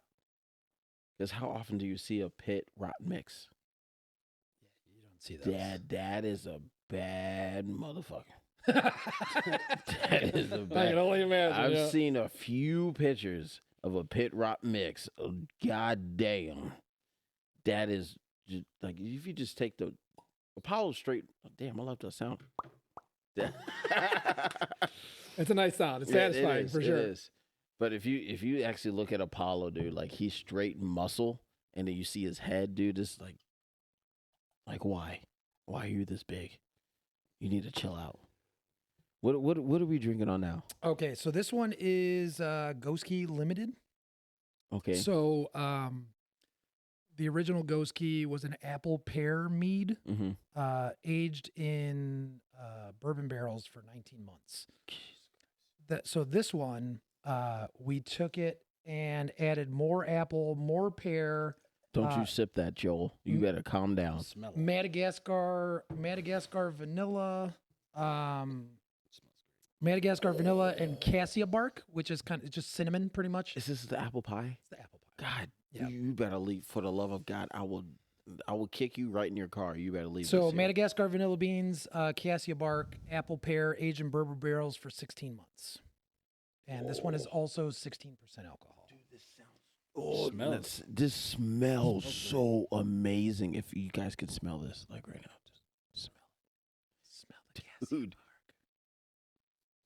I didn't I'm pour really myself- jealous, like, cause I noticed the last one you poured. I'm just like, you're just sipping on it, and like us over here, like, yeah, this is good. We just huffed it down. You know what? I felt bad the last time, so I went to my buddies. My buddies opening Oh my God, my dude. buddies opened up a brewery in Pilsen, and I'm over there hanging out with them, and I opened some bottles over there, and I didn't drink any at all. I just opened up bottles so they could all Bro. try them, and everybody's like looking at me like, What are you doing? like, would you drug it? How come you ain't drinking it, bro? So like this time I made it a point, like, all right, you need to pour yourself some, Justin. Jesus Christ. You know what though? dude. I tell people all the time, you know, I open beers and stuff at the brewery, you know, beers that we brewed, and I never pour myself any. And I tell See people, that. like the process of making these liquids is so intensive, and it's so long, and it's so taxing on your palate that by the time we finish them, I'm over it. I'm over the flavor profile. Like, you know what I mean? Like this one, I probably had to try this thing, you know, with my boy. I probably had to try this thing 30 different times before we decided that the banana was where it needed to be. And then you start introducing the vanilla beans. And then you have to try it probably another 15, 20 times before you're like, oh, no, it needs a little bit more vanilla. You add some more into it. You wait a day, you try it. You're like, oh, no, that vanilla still doesn't pop the way we want. And then the vanilla hits, and then you're like, okay, cool, let's add the cassia bark. And then you try it. You're like, oh, man, like that was way too much cinnamon profile on it. We just lost all the vanilla. Now we got to go back and add more vanilla to try and get the vanilla to pop again. So by the time this thing's done, I've tried it 60 times. So people like, man, Yeah. Justin, why aren't you drinking this? I'm like, It's dude, like, I had I enough. drank that. I drank that thing 70 times already. All right, bro. I'm kind of done with that flavor Holy profile. fucking shit, dude. But This- I'll tell you what, these two specifically are two of my favorites. okay. I if could drink these over and over again. If they're, you don't have to worry about leaving them. Like if you got. Oh no. I'm not worried about leaving them all. I'm definitely leaving. Dude, holy fuck! I can't stop smelling it, dude. You haven't It- even- They you haven't smell sipped it yet. Yeah, they smell. no, They, dude. The last one you poured and this one, you just smell them, and they're just like They're amazing. delightful. Yeah, they Yeah. smell great. You know, like That is it's like, like, I feel something like you I'm about want to to- drink. have a spoonful of cinnamon toast crunch right now. Dude. Like, it's insane. God, I'm scared to Alright. taste it because like, Okay. I feel like I'm drinking the whole bottle. Dude. You That, just that's you just good right there, Sniffed all the flavor on it. dude. Yeah, that is good. Thank you, brother. Yeah, anytime, guys. Jesus Christ, you need a. That's really good. Ladies and gentlemen, this is the last episode of Liquor Therapy. Yep. And this is both of your guys' first Jesus. experience with mead? Yes, dude. Okay, Yeah, well, like, there you go. like I don't want to drink anything else. Yeah. I'm gonna be honest with you. Like I Straight want to up. find mead like this so I can drink this shit all the time. That is amazing. I like this. Like I'm when I smell it, I think I'm gonna get that burning sensation down my throat. But like, dude, it's like No, I'm going to tell you what, and like I said, this Smooth. one's 16% too. And for 16% alcohol, it's not boozy at all. I mean, No. you're just getting big flavor profiles. You're getting all adjuncts. You're getting fruit. You're really nothing is really just like any sort of like fusel alcohol or anything like that. You know. Yeah, this is it's very tasty. You can still taste the alcohol. You can taste the different fruits in it, the cinnamon. I feel like I'm You just- satisfied when I take that. Well, and sip. I think the nice part about it is it's got enough bite to it. Where Mhm. we're Yeah, like dude. we're like as I hate to like, you know, push like masculine stereotypes or anything, but like it's got enough bite to it where like as a guy you're like, okay, like this is something I could drink, but it's flavorful enough that you could enjoy it with, you know, you can enjoy it with your wife or somebody like that. Yeah, I think, You know, like I we think have there's a strong female following with the meads that we do. Like, I very strong believe it. female I following. definitely believe it. And you know what? That was something that we also found out through the fruited beers too. You know what I mean? Like we had a really strong female following with the Viking beers. Really? Oh, dude. I mean, that's really kind of what blew us up, to be honest with you. yeah. Was Really? we had a strong female demographic. Yeah. What do you figure? well- I mean, most. I don't want to be like you said stereotypical, but most women like more like Flavor. flavorful. Yeah.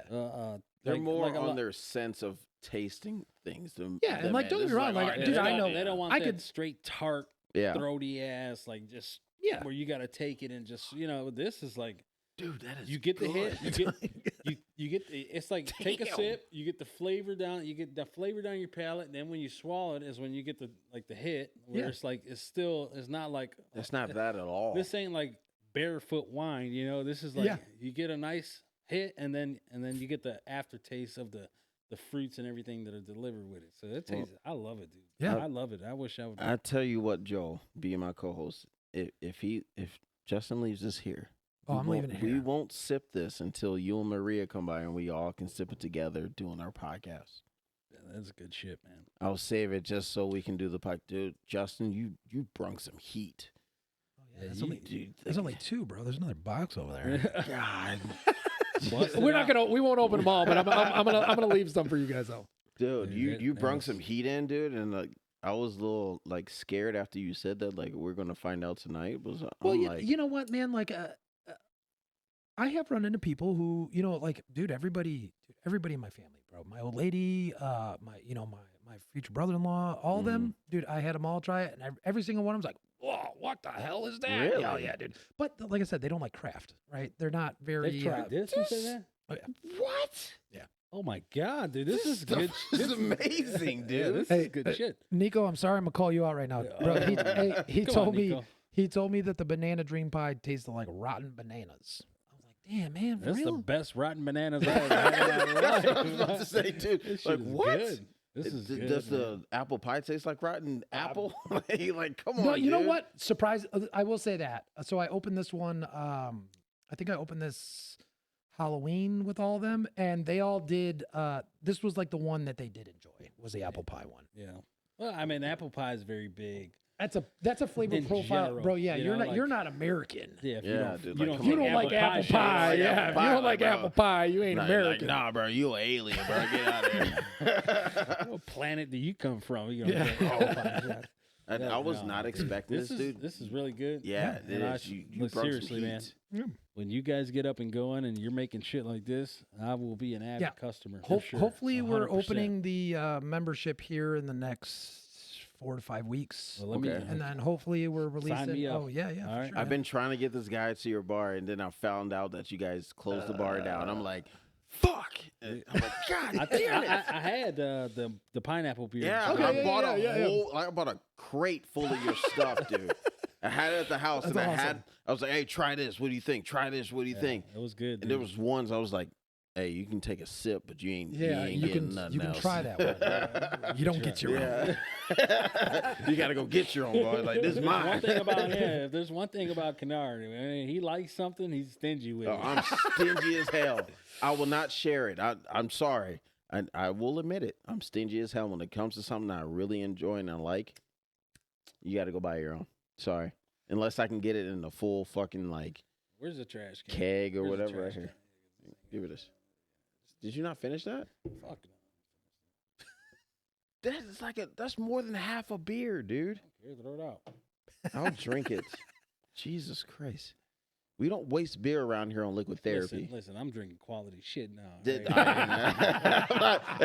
I'm with you on I'm that. upper class now, bro. Hold on. We got pinkies up and everything. Put my pinky up on drinking this You shit. just changed the whole outcome of liquid therapy, Justin. I mean, Jesus, Hey, like I- that shit is good. I love opening people's eyes to this, man, because just a lot of people don't realize it exists, you know, like, and especially for people like, you know, I was one of those people too at one time. If somebody asked me like, "Oh, Justin, you wanna try this wine?" I'm like, "Ah, fuck no, I don't want no part of that. I'm not a wine guy." Yeah. I'm not either, but this It's a lot. definitely opened You know up. what? It's too. A lot of it's too dry for me, and it's got a, you know, There's it's very tanniny. There's only one wine that I can drink. I can't It's drink wine. Yellowtail, and it's called Jammy Red Rue, because it's like it's tart, but when you drink it and after you swallow it, you get like the flavor of like the red rue. It's like a tropical punch, you know. Sure. Like, and it's still tart. do It's a it. dark ass fucking wine, but Can't do it. that's the only wine I can drink. I mean, I'd take that bottle of wine, pop it open, and chug. You know, a there was whole- one bottle that one of my old friends opened. It just looked, dude, it looked so cheap. It looked like the cheapest bottle of wine you could buy, bro. Mm. It said like steakhouse wine. Yeah, It said steakhouse wine on the front of it, but it was like a sweet red, and it was like sweet enough where it I didn't get any of that like dry tanniny profile. yeah. And that one I liked, but that was probably because it was sweet and it leaned more towards like this direction. Yeah. Yeah, this doesn't leave you dry cotton mouth. You know, it's No, like exactly. Yeah, it's, still, dude, it's that leaves flavorful. It's, flavor. Flavor, I could still taste it. and Yeah, I and can't I like that. Dude, it's a bad, I like dude. that it has a throaty to it as Yeah. well. Like once you swallow it, it's like, all right, I got what I wanted out of it. You know, it's like taking a shot of Crown Royal or a shot of, you know, Jack Daniels. You know, it's Yeah. like that's what we look for when we take shots. We're not looking for something. That burn like. Yeah, you take a shot of Malibu. It's like, man, I'm drinking coconut water when you drink Malibu. You know? Yep. I'm not, you know, yesterday I'm not gonna lie. I did make a Malibu drink yesterday because I was. I can't hate. I won't hate on it, bro. No, Yeah. hey, Malibu. You know what? It was passion fruit. It was a passion fruit juice with coconut Malibu, and it went well together. And I was just hanging out at the house, just having a drink, and I mean, the cup was probably like this much Malibu to this much passion fruit, you know, but it went down well. So So This year. I do actually have a question for you, Justin. Like, Sure. with the experience that you've gone through and everything with having a brewery and starting your own business and everything, do you have any regrets or anything you wish you didn't do?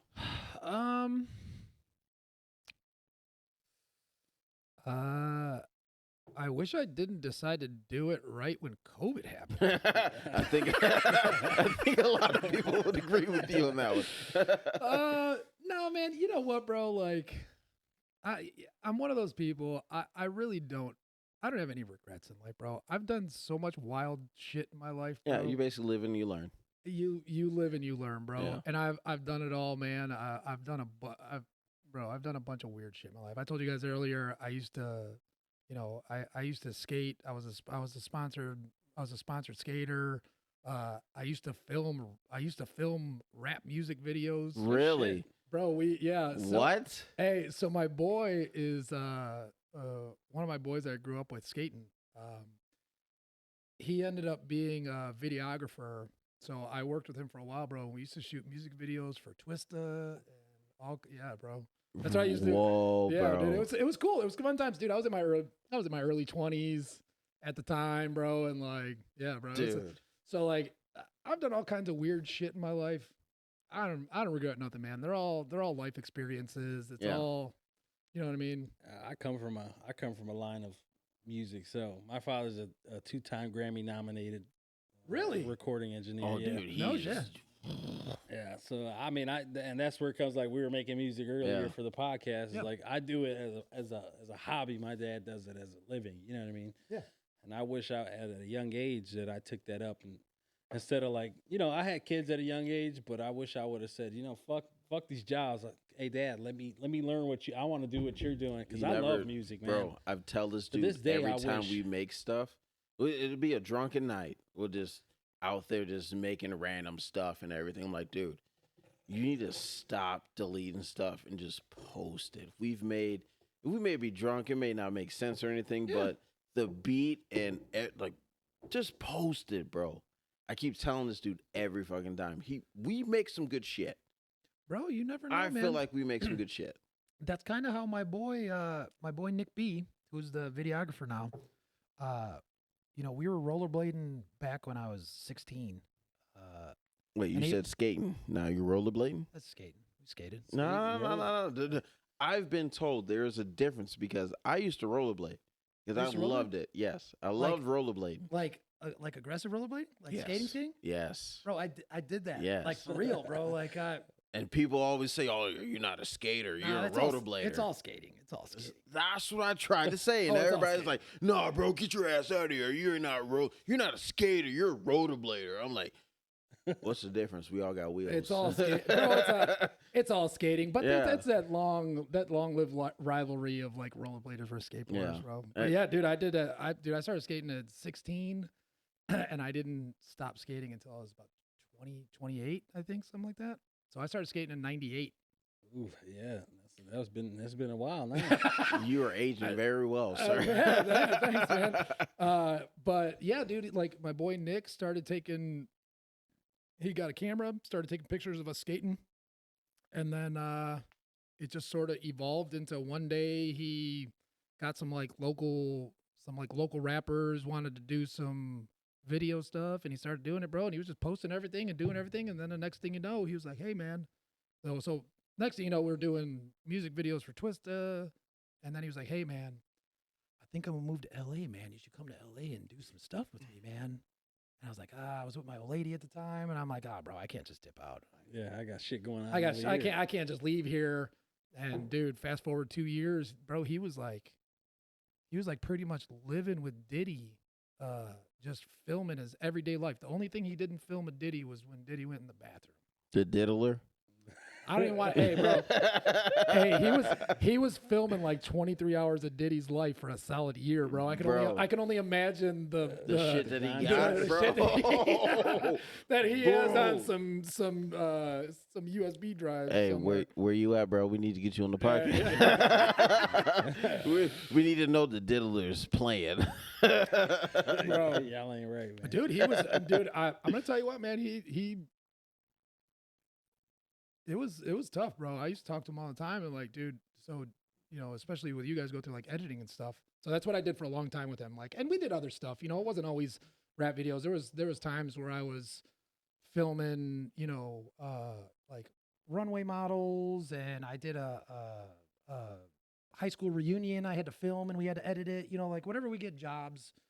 Whatever we can get jobs, just whatever pays. filming and editing stuff. Yeah. Like we were young, bro. We were in our early 20s at the time, But yeah, wherever we can get it. But yeah, man, he's the one. He pursued it and he did it.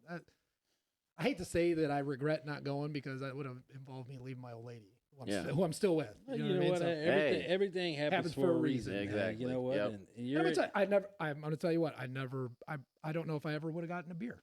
So and this is the thing. Look where you're at now. I'm You're really healthy. glad you got in the beer. You're healthy. You're alive.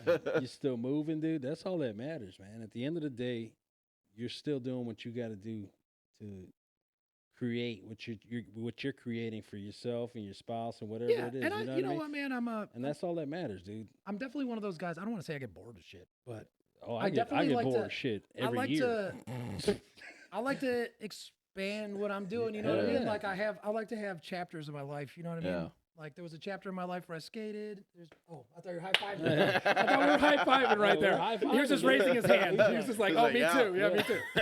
We got high five, bro.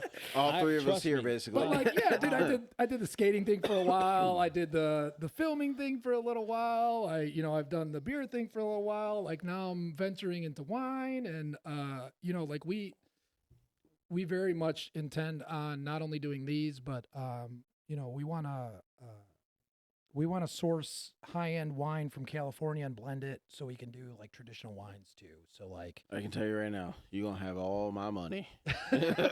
so we really just we want to be a one-stop shop. You know what I mean? Like Yeah. if That's good, too, just to have that in this area, dude. Like, yeah, to have the good. if you have a group of people who, everybody has different, palates, everybody has different things that they like, and it's always hard. Like, well, where do we want to go tonight? Like, well, Jimmy only drinks Coors Light. Fucking Kenny drinks, craft beers. Mhm. You know what I mean? He likes mead now. Right. Yeah. Yeah, exactly. Like, We're both on mead now. we want to be the kind of place that's, Get it all. let's go there because they have something for all of us and they have food. You know what I mean? So it's like yeah. we want to be able to cater You doing to everything. food, too? I mean, it's on the. I need to make sure I got a clear bank account to come to your bar, because God You let damn, me I'm know going if to be you there want- for hours. You want some Puerto Rican cuisine on your menu? You let me know. All right, I'm all over, bro. got you. Look at me, bro. This is me in my heyday, bro. Oh, good. Oh, Jesus, dude. That's a big staircase. You got to send that to me, too, so I can put that in there. Justin getting in on the skating, dude. He's doing some big shit. Yeah, big stair rails and stuff. I used to. Oh, man. You ain't never jumped 20 stairs in your life. Nope. I maybe jumped 2. 2 stairs. That's it. The max maybe 3. I grew up around that shit. My brothers are big like skateboarders though. They always had the half pipes and the rails and they were doing everything, breaking their wrists, jumping off of 9, 10 stairs. That was how I grew up. Well, bro, it was always real cool too, man. Because like I grew up on the South Side, and like anybody else who grew up in that area, you know what I mean? Like I had a bunch of friends who were gangbangers and shit. So like, Yeah, but they were always, bro. They were always super supportive. They were all about my shit, bro. Like, and they always supported me. And then I had to give them shit years later because they all made fun of me for wearing skinny jeans as a skater. And then, Hey, you gotta do what you gotta do to make the tricks. Hey, no, bro, because then hip hop culture changed, and then all the rappers started wearing Wearing skinny skinny jeans, jeans. bro. Yeah, and they're like, Hey, oh, they- shit, this hey, dude was on to Hey, something. they talked shit to me for years, bro. And then, dude, It's like, look at me now, hey, motherfucker. fast forward 5 years, all of them are wearing jeans that fit. Yeah. Weren't you just giving me shit Hey, 3 bro, I years used to tell ago them all the about time, these jeans? like, Oh, damn, bro, shit. them jeans are looking snug, bro. Is that a medium shirt? Wearing a medium shirt? You got rid of the 2XL? Yeah. Shit. Oh, that's good shit, dude. Holy It's funny, hell. right? I remember that transition funny period, how, bro. like- Well, because dude, the transition happened in skating too, man. Because like I remember, like I was there for it, bro. Like when I first started skating, it was Jinko jeans. Yeah. It was big pipes. baggy And if you ass. were wearing sweatpants, they were oversized sweatpants. Yeah. And then it seemed like overnight, the next thing you know, everybody was wearing Like, skinny jeans. You know what I mean? The And we found fit out, right. well, Slim fit. slim fit, yeah. Yeah. And well, we found out, like at least skating wise, we found out that when you wear jeans that fit, they work like for abrasion. When you fall, Yep. they actually stay where they're at, and it scrapes the jeans and not, your your your whole legs. You know what I mean? leg. You Yep. wear them baggy ass ones, and your legs are just moving Like, around damn, inside I of them. got a You scrape your whole. legs up. Yeah, I need surgery. yeah. Yeah, Dude, then I fully understand that. Trust me. Lil Wayne started wearing jeans that fit, and then that was the end of it, bro. Yep. Yeah. I remember Hey, the Lil look- Wayne era. Lil Yeah. Wayne is my era, my boy. Yeah. That is my era. I'm still. God damn it. What you know about Lil Wayne? You are still. What the hell? You don't know nothing about Lil Wayne. Don't start. Shush. You don't know shit. It still Did you go- shocks the hell out Did you of go me. to Festival of the Lakes when he was Yeah, right? Hell no, you didn't go to Festival. I was poor. there? I couldn't afford tickets. That was probably like 15 years past his prime anyway. That Oh, was yeah, like yeah. 2 years What ago. you mean is prime? He's still lit. He come out with an album right now. I guarantee everybody would buy that. No, you're wrong. Bullshit. He's great. Shh. Just stop. Okay, When so I'm his really surprised. His time, he was great. I like I'm really Lil Wayne. surprised you're still you. I can't believe you're 40 something years old right now. Like, Oh Listen, yeah. man, he just turned 40. Give him a fucking break. no, you just turned He's a young 33. man, all right? He's still in his prime. You just turned 33. Look, LeBron is like 67. He's still playing for the Lakers. true. Please stop saying LeBron. LeBron is garbage. Oh, thank you. Oh my God, I like you so much more. Oh, bro. Hey. Oh man, we shouldn't even get into this. Oh shit. Hey. Joel's done. He's over it. Wait. Hey, I'm well, bro. Like you gotta keep in mind, I'm 41 years old, so like Yeah, Jordan the is Jordan era, bro. Like so, I started. I seen Jordan play at the fucking United Center. I seen him as a kid. My father took me. I believe Jordan is the GOAT, 100%. I hate you. Hey, 100%. Yeah, well, guess what? You can dude, continue I'm to hate in. me. So like, as soon as I opened a business, I realized that you can't. So like, one of my favorite things was always just argue. I would just post stuff on my Facebook just to like start discussion. You know what I mean? Like argue with people about stuff just to get perspective, and you go back and forth with people. It's for fun, bro. Like I would do with my boys all the time. A lot of religion, go back and forth about religion and stuff. Oh, God damn it. Yeah. Please. So we're not going there. We're not going there. I promise you. Definitely not I'm not going touching there. that one. Trust me, I had a few guys like, hey, we need to get into No, religion. I'm not touching that one with a 10-foot pole. But so as soon as I opened the business, my lady, she's like, well, you can't really do that anymore, right? I'm like, oh shit, yeah, you're probably right.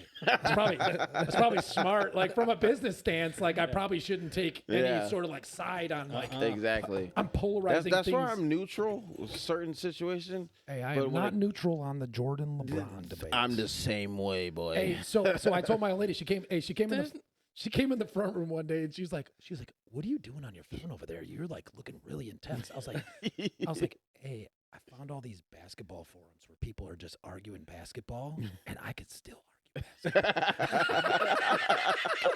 So hey, that's all I do, bro. I'm in NBA Real Talk. I'm in all kinds of Facebook basketball groups, just arguing with people, bro. I can't do it. I'd be ready to meet up with somebody. Like, we can fight now. There's no debate there. You can't debate Jordan and LeBron. There's no fucking debate. There's no debate. Jordan is the GOAT. Oh yeah. I was about to say, I swear to God, if you say it's that LeBron fucking, it's is the that GOAT. simple. But I will say this: like, I'm not one of the super haters. Like, for me, LeBron is a clear number 2.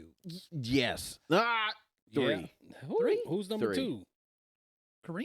You going Kareem on me? No. That's even older. Kobe? All right, who? What? You going Kobe on me? Thank you. I don't know if I could go Kobe, bro. What? I got a weird stance on Kobe. Get the out of here, bro. Hell no. Hey, bro. It is Jordan, Kobe, Okay. then LeBron. What are we just doing the eye test? Is that just all we're doing? Because It's hey, because you like his shoes. hey, ain't it? no, That but, is okay, not true. I here's- grew up watching LeBron. Hey, not don't get me LeBron, wrong. Kobe. Hey, God hey, damn it. I love Kobe to death. He's in my top 10, maybe top 5. Maybe top 5. Are hey, you serious right hey, now? Kobe's Yeah, I love it. I love it. Kobe's first 3 rings, he was Scottie Pippen, bro. Dun, dun, dun, dun. Shaq won 3 consecutive Finals MVPs.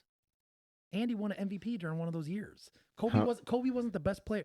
That's So you're saying LeBron over Kobe? every championship LeBron won, he was the Finals MVP. How many teams did he have to swap over? For sure. Okay, for sure. I'll give you that. How many times did he have to All negotiate right, his but team? you can debate that same thing with Jordan. If Jordan didn't have Scotty or fucking Dennis Rodman didn't come from Detroit and all this, Jordan wouldn't have had all those titles either, dude. It's But at the same shit. time, Jordan and Kobe stayed at the same mother team. Why? Same They team. did stay on the same team. Same team. Because they brought the talent in. If they would have never brought the talent into the Bulls, how the fuck do you think Jordan would have won all those titles? But you got to look. Kobe, you got to look Kobe at has this. to be traded once. I mean, Kobe has to be traded. I'm not arguing with that. I'm not arguing with that at Like, all. don't get me wrong. Hey, I will say this. Kobe's a GOAT, too. Hey, Kobe's up there. You bro. got And 2 I'm gonna tell goats. you, You what, got Jordan and Kobe. That's it. LeBron ain't shit. He's a baby. I'm sorry to all the people. I shouldn't Just be. look at I the should be a numbers. medium. I should be in between. But when it comes to this stuff, Look at the numbers. LeBron All you gotta ain't. do is look at the numbers. LeBron ain't a damn thing. I'm Look at the numbers, man. I respect it. Listen, for me, I think he's I'm gonna tell you what though. I'm just glad you didn't put one of the old dudes up there. That's all. I'm not on the Bill Russell. No. I'm not on the Bill Russell No. Kareem train. No. Don't get me no. wrong. Give those dudes credit for doing what they did Yeah. and carrying the league when they carried the league. But to compare them to any Yeah, that's tough. that's a whole different Well, level. you know, And like- even That's Jordan, a whole I mean, different even level. in today's standard, Jordan is it's a different era. You know, you can't. Bro, I can't even say like you It's a can't even different say era. that. You can't. I understand it's a different era, but you got to also understand like, look at the era how it is now compared to what it was then. You got it's you soft. got exactly my point exactly. That is my. It's that it's that Kobe clip when he's looking.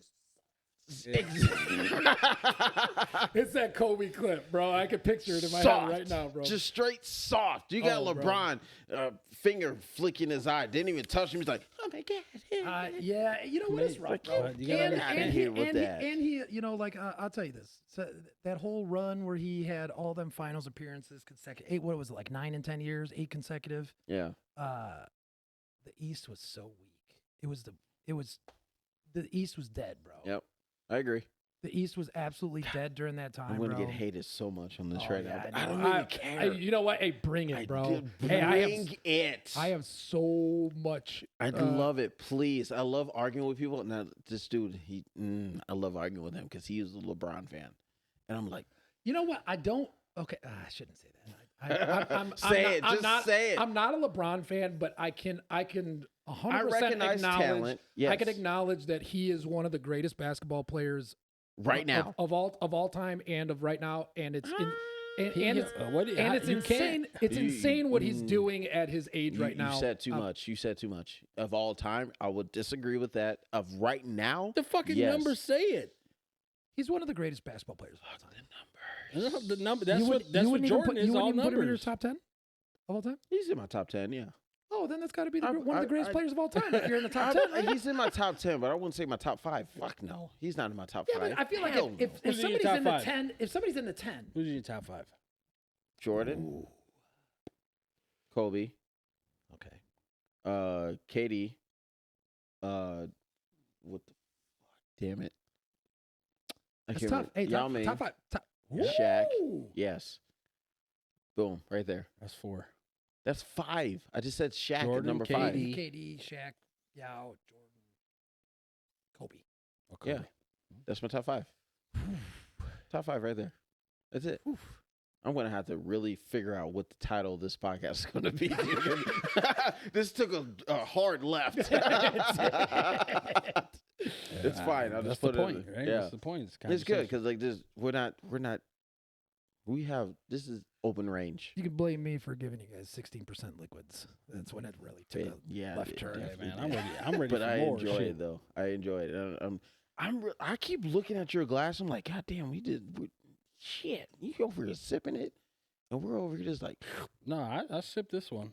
I didn't sip I'm just because I knew to sip it this time. You know? I didn't sip a damn thing. I was like, damn, this is too good. I'll tell you what. Let me grab one of these other ones. Uh-oh. Let's do it. Let's do it. I'm ready. So what's your top 5 then, Joel? Top 5. Jordan. Before you finish that, I will say LeBron is number 6. I'm gonna go with Jordan at number 1. Mm-hmm. Number 2. I like Kobe. Okay. I'm not going to argue with that. I'm not going to argue. All right. Number Cool. 2 is Kobe. Because I swear, if you said somebody else, I was going to smack the shit out of you. Are we going based off of rings? Or are we just going, but just our top 5 people? Your all top time? 5 people. Your top 5 favorite people, or are we saying who we think the top 5 best players of all time? I'm gonna go based off my top 5 people. Just your top 5 people. But they ain't, Your top 5 people that we like. Yes. Okay. they're not gonna be top 5 like, oh, they won this many championships. No. Top 5.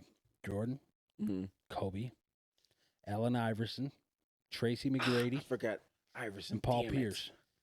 Paul Pierce. Okay. Okay, I give you that. I forgot Iverson. I did forget Iverson. Okay, Iverson number 6. He actually number 5. Iverson number 5. And if I want to add number 6, Derrick Rose. Oh, D Rose. I forgot about D Rose. God damn it, If he would never got injured, he would have been fucking. dude. He D would have Rose been is- the next Jordan. Next Jordan, guaranteed. D Rose and T Mac are my biggest Yeah. like what ifs. What if they never got hurt? Exactly, dude. Or like Grant Hill too. Yeah. Dude. Oh, fuck. Imagine fucking Tracy McGrady healthy all the time. Bro. Hey, I'm gonna tell you what. Bron's lucky that T Mac wasn't healthy, bro, because they got drafted. They got Exactly, drafted dude. at the same time, bro. Exactly. It's bad enough. Like, I'm sorry, bro. I'm not really a LeBron fan, so I've been kind of really enjoying this. Whose era is it really with the whole Steph Curry shit going on? You know Dude, what I mean? Steph Curry's killing. Well, bro, like I like Steph Curry too. I like that, Steph Curry. That I'm gonna tell you what, killing it. it's a valid point. Like, man, Steph Curry won the only unanimous MVP. He won 4 chips. He's He's up there. He's a Final, pioneer. finals MVP. The He- motherfucker hey, is he- killing it. He beat Bron 3 out of 4 times in the finals. Like, and where LeBron at? and like, whose era really was that? You know what I'm saying? Like, I don't get me wrong. Like, hey, Bron. Let me get close to the mic. You see what the era is at. like you got LeBron being in the game how long now? And Curry come in like, you done, bro. But he also had a lot of backup too. I shouldn't have said that. It Kevin, was a bleep that double. out. I mean, you had Klay Thompson there too with him. Yeah, Clay. Was Yeah, just- with- Draymond. Then they got KD for a couple years. Klay is just as lethal as Steph Curry. I do agree yeah. with that. Yeah, I agree. When you have 2 guys that can hit 3 at any given point of the game, it's a fucking it's you can't compare that. You know what I mean? You have 2 3-point shooters. They can shoot from half court, And then you have a and then potential defensive player of the year Yeah. in Draymond Green. Yeah. You know what I mean? yeah, Like, yeah, all, yeah, you know, yeah, throughout yeah. that entire dynasty. even Andre Iguodala. Iggy. Yeah. Oh, fuck, dude, I forgot about him. Holy Iggy, shit. yeah. Dude, they had a stacked team off the This is wrist. thick. No, it's the same as Because I remember you saying something about something that was thick. it's that gold. It's This that gold wax stout. That's a stout. That's a thick. That's a big thick It's a stout. multi. I mean, you can pour it for me, but just make it Little little. Just No, make it this is little. this is another mead. So this one's triple cherry vanilla bean. Oh, damn. Triple cherry vanilla bean. Run that. That Thank you.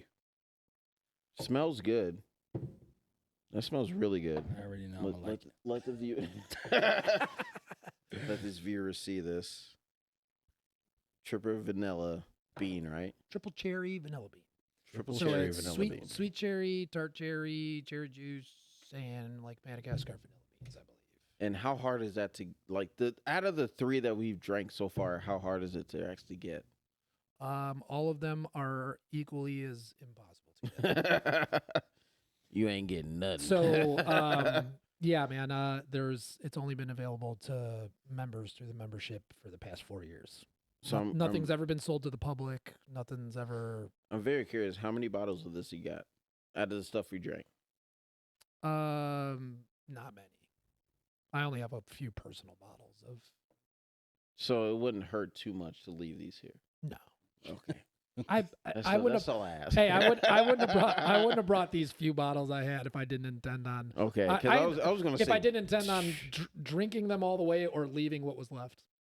I was gonna say because Kennard, it's illegal for me to drive with open containers of alcohol. if you don't get caught, you gotta be driving. It is conspicuous, inconspicuous. Let's tell you. I'm gonna try this right now. Yeah, it smells delicious. So, I mean, it's big cherry, like big, sort of like. Dude, You just like I'm done drinking beer at this point. Like, God damn! throw the beer in the Shit. garbage can. This is fucking amazing. Oh God! That's good, dude. You about to get me in a fight with my wife? Like, nah, you ain't drinking mine. Mm-mm. This is mine. This is Well, good. you're definitely going to want to hold on to these because so I guess that's the one point that I haven't brought up to you. So the price point on these is pretty How pretty high. hefty? So hefty? the first two, so the banana dream pie and the apple pie one, essentially. Mhm. So those are $50 a bottle. This triple cherry, I think, was like 40, 45. All right, that's fine. Yeah. I don't care. Thank I'll you. buy all of them. Thank you. Like, Thank you for letting us indulge. Dude. in Oh this. yeah, This no This problem. is good shit, man. when I Like, told I mean, you, they didn't cost me $50, so when I Still, when I I don't told give a you shit. off camera, this is going to be the best podcast. Like, dude, this is literally like, hey, I'm- this is the definition. I'm glad you of got to liquid therapy. document your first Yes. experience with mead because This is yeah. really, Well, like, especially for somebody really who likes fucking it, good. because Yeah, I dude. remember the first time that I had mead. Unfortunately, mine wasn't recorded. But I remember the first time I had it, and it blew my mind. I was like, I ain't never had no shit like this before. in my life," you dude, know what I mean? it's. So I mean, it's.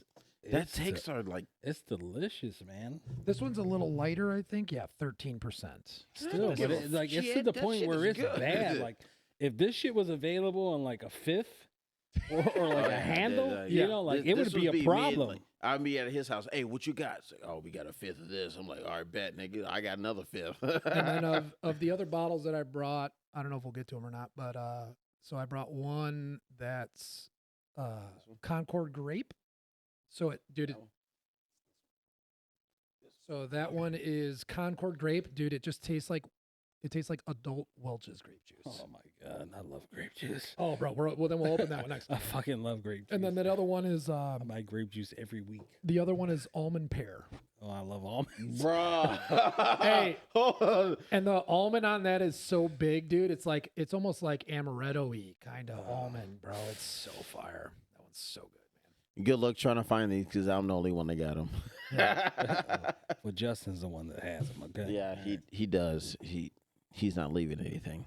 I don't have anything at this household. If you know where I live, I don't have nothing.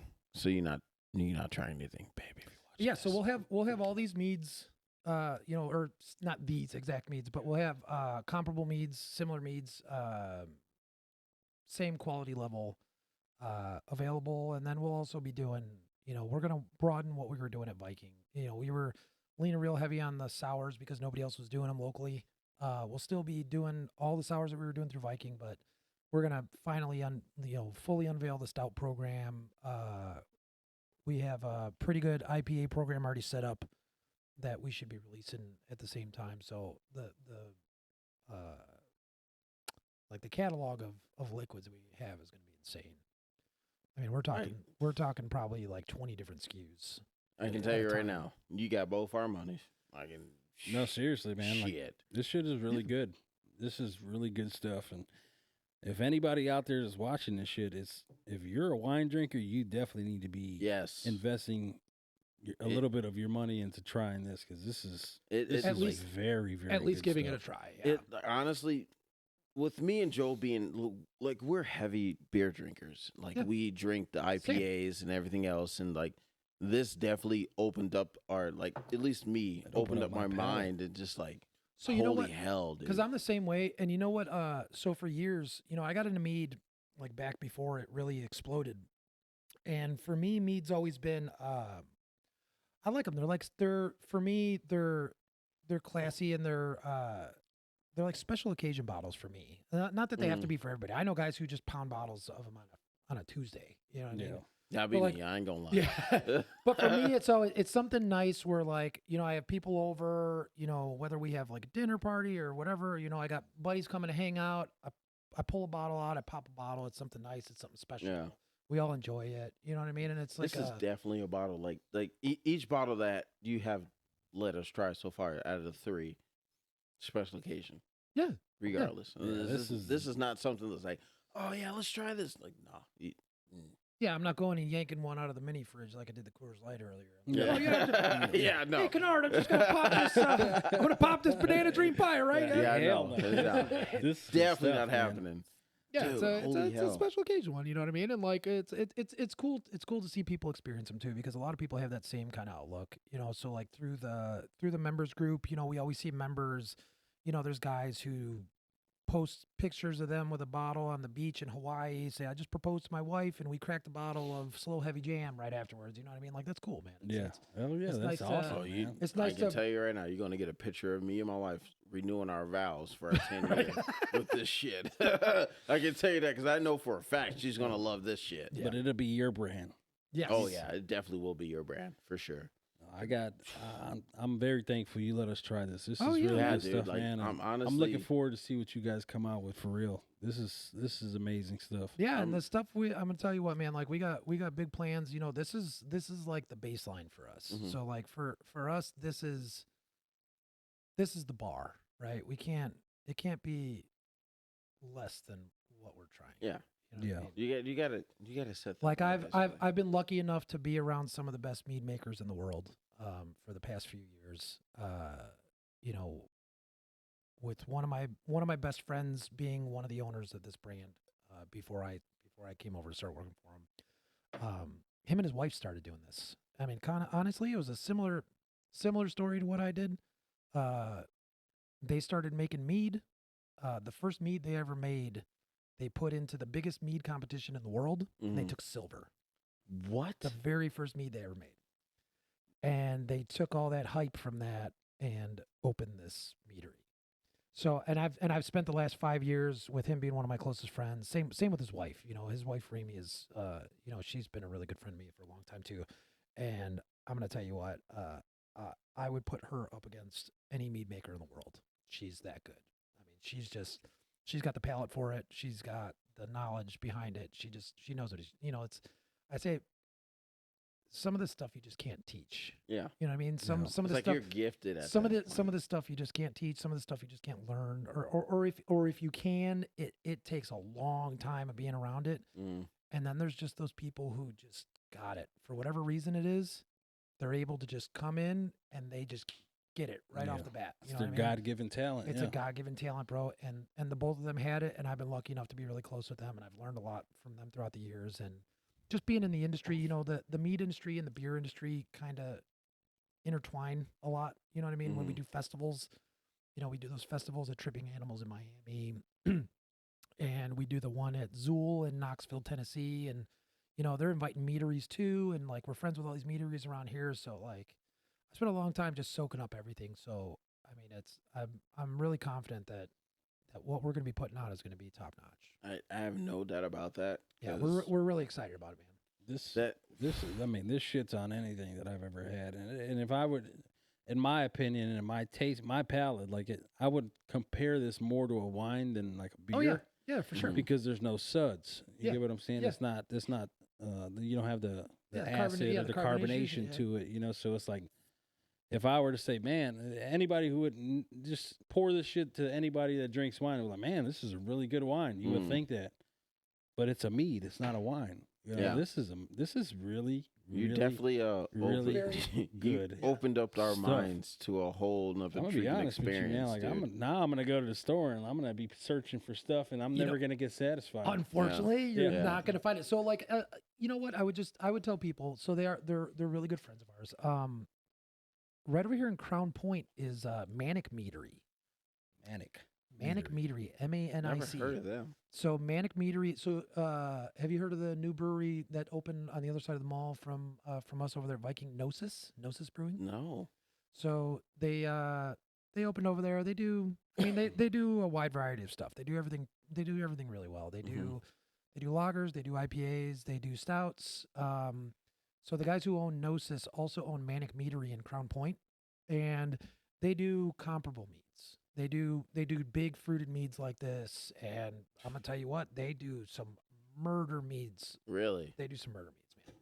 Like if you're interested in all of these bottles because you like them, Yeah. you would enjoy Manic Meads too. Okay. Listen, Like you can't I would love to tell you to just come buy all of these. You can't buy all these right now. Yeah, If you're yeah. looking to scratch an itch, Yeah. Just to get. you are not going to be mad going to Manic Meadery. Okay. They make absolutely incredible meats. I ain't gonna lie. You definitely Like if you f***ed up my whole experience. if your wife tries these and she goes, "Oh my god, I think I'm like obsessed with mead right now." Yeah. You should take her to Manic Meadery. Okay. And you said that's in Crown Point. Crown Point. Yeah, this. So it's really not that far. Yeah. Listen, man. Double date? Oh, triple date? Because Triple bring your She'll wife date, and yeah. everything. I'll have to bring her a I Coors feel Light. like at this I have point, to sneak a Coors Light in for her, but Ain't nothing wrong with that. Man. I feel like at this point, you share sharing liquids like this. Yeah.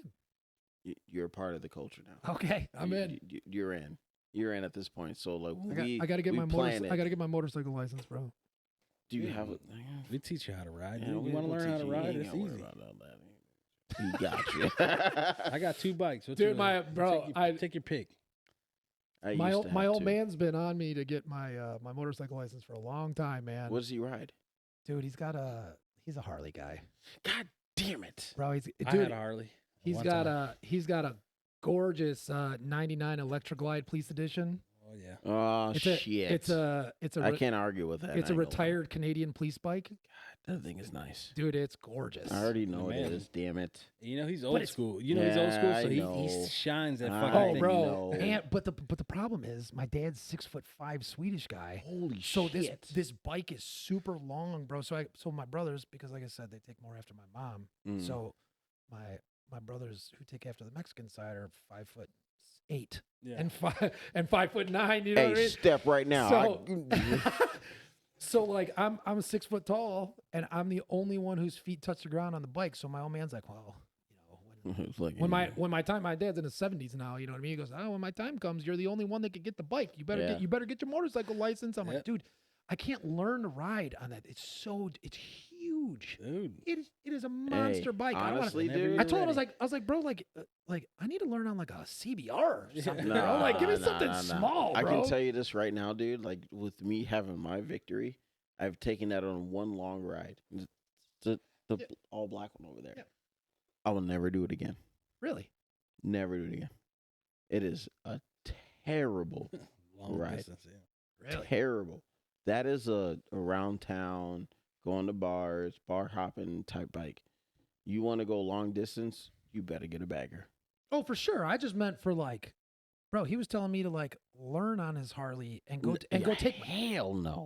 my test. Hell I was like, bro, I can to barely the no. I can barely hold that thing up in the garage. Hell to the 800 no, pounds. bro.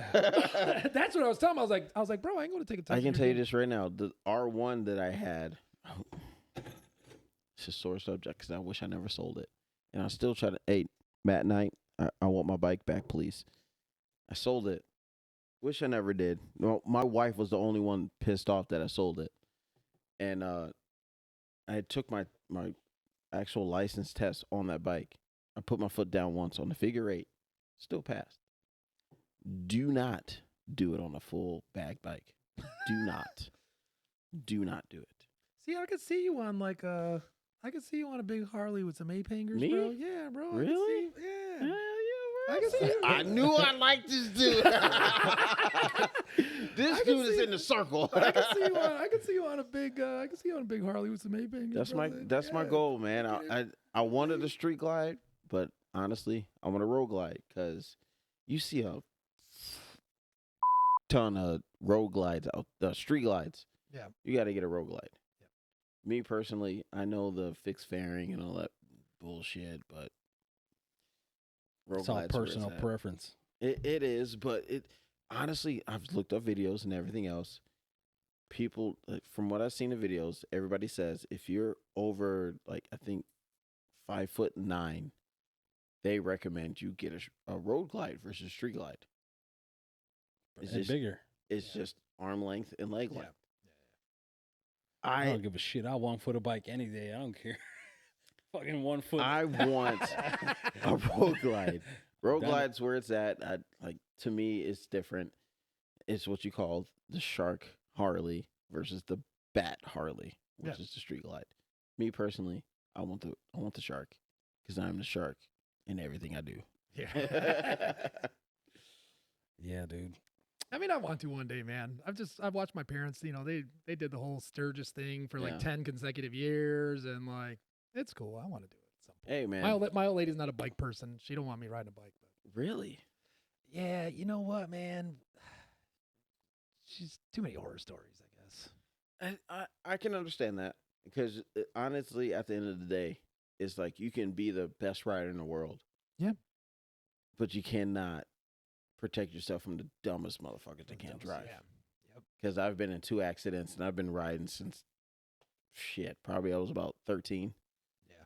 Been in 2 bike accidents. One actually put me in a hospital to where I needed surgery and all that shit. So, but Well, she knows I'm an idiot if I have anything with power. yeah, no, that's why I say stick to a bagger.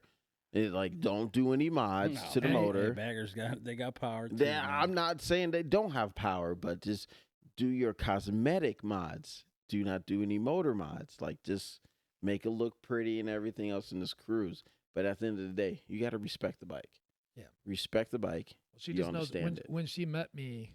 Oh God, when she met me, I was a dipshit. I had my 30th anniversary drop top Z28. Put the Borla exhaust. So I went all out on it, bro. It was all mean, and I got her in there, and I'm whipping around corners, and she knows. She knows better, man. I had to get rid of that car, bro. Had my first car accident in a 95 Z28 Camaro. Never go back. Honestly, like that car scared me, and that one has more power. Yeah, I had a 97 Z28 drop top, and it was. It scared the hell out of me. I scared the hell of a lot of people. Yeah, I don't know if I ever really scared myself, which is a problem. I think that's where the problem lies. That's what what happens. I was going to say, like, hold on a minute. That's the problem. You get used to a thing, and you just full-fledged take it to max capacity, you know. And that's how it was when we were on sport bikes back in the day. We would go 150, 160 miles an hour. Well, bro, bikes. dude, I grew up like that. You know, and I was like, that was fun. I fucking miss it to this day. That's like, some part of me feels like I'm missing that right now. Yeah.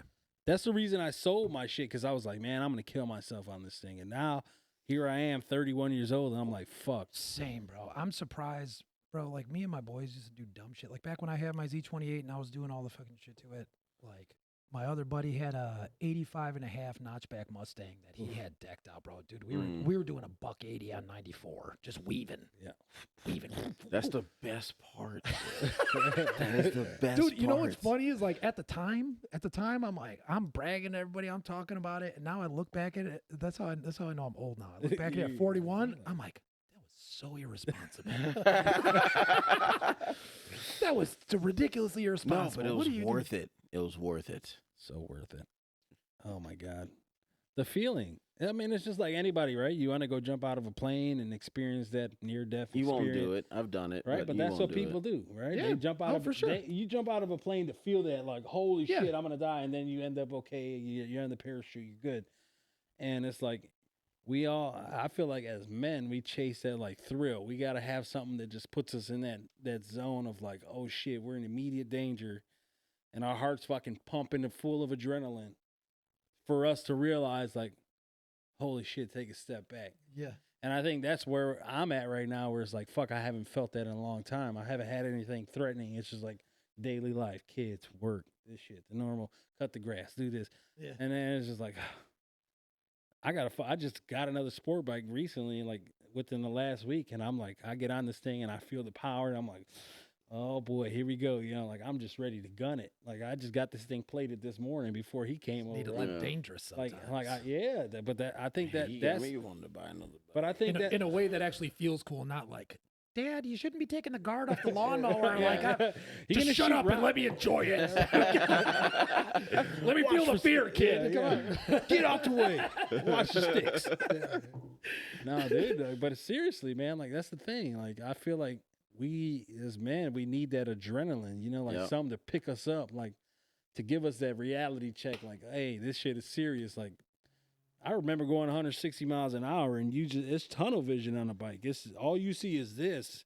The rest of this is gone. At that point, you're just zooming, you know, you're gone, dude. You're fucking gone.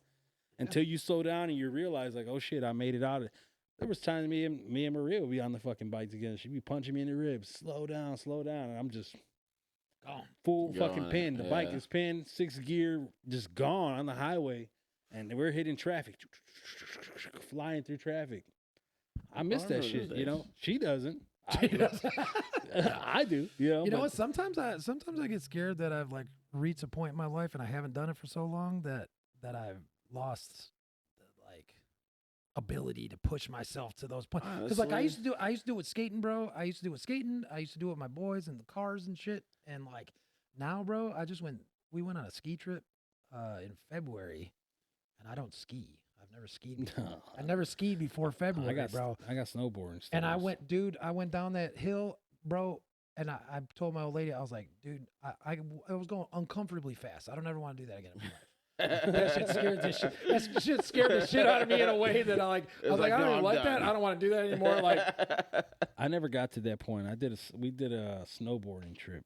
Went up to Wisconsin, and we thought we were gonna. I wasn't invited. We thought we were gonna be these great snowboarders, right? We go up there, like we skateboard and shit throughout our time. You know, we go up there, get on the snowboards, we hit the bunny hills, we get on the little lift that takes you up. First, this is what I should have known it was all fucked up. As soon as we jump off the lift, we all crashed into each other. It was like an 8-person dog pile right off of the lift. so that off the rip was like, oh, this ain't gonna work out. Dude, by the time I was done that day, I probably fell about 730 times. My tailbone was destroyed. bro, And they expected me to be happy and like go lucky. Dude, I was so distraught. dude, they did me so bogus. They didn't let me hit the bunny hill. I'd never been skiing before in my life. They took me to the big hill, and they're like, that's just how you got to do it, bro. That's how you learn. Just go down Mount Everest. So we go up the lift. We get to the top, and I'm like, hey, bro, like I literally just walked 5 steps on skis, got on this lift, and now what do I do when I get to the top? It's going to put me down that little hill. I don't know what the hell I'm doing. Somehow, some way, I make it down the little hill without falling. And then we're at the top of this big ass mountain. I'm looking down. I'm like, holy shit, dude, this is steep. Yeah, this is This is not to real. fuck with. Yeah, they ain't saying shit to fuck with. And bro, nobody tells me anything. They turn, they look at me. They're like, all right, Justin, just stay to your left and follow us. And everybody goes. And like me being like dude, I used to skate. You know what I mean? So I'm like, all right, bro, like skiing is kind of like rollerblading. You know what I mean? Like the positioning of it. I'm like, bro, you used to do extreme sports like at a high level. You can do this. Dude, I go. As soon as I drop in down the hill, bro, I just immediately, I'm going 75 miles an hour, bro. 75 miles an hour. I go, dude, and I don't know what to do. I don't know how to slow down. So I just go blasting. Dude, everybody else knows what they're doing. So apparently there's the pizza thing. Yeah, slow down. That's how you, yeah. Pizza, yeah. Nobody told me about the pizza, right? So, bro, my old lady tells me, she goes, babe, it was the funniest thing I've ever seen in my entire life. She goes, you were literally squatted down with your poles tucked back like you were a fucking Olympic skier.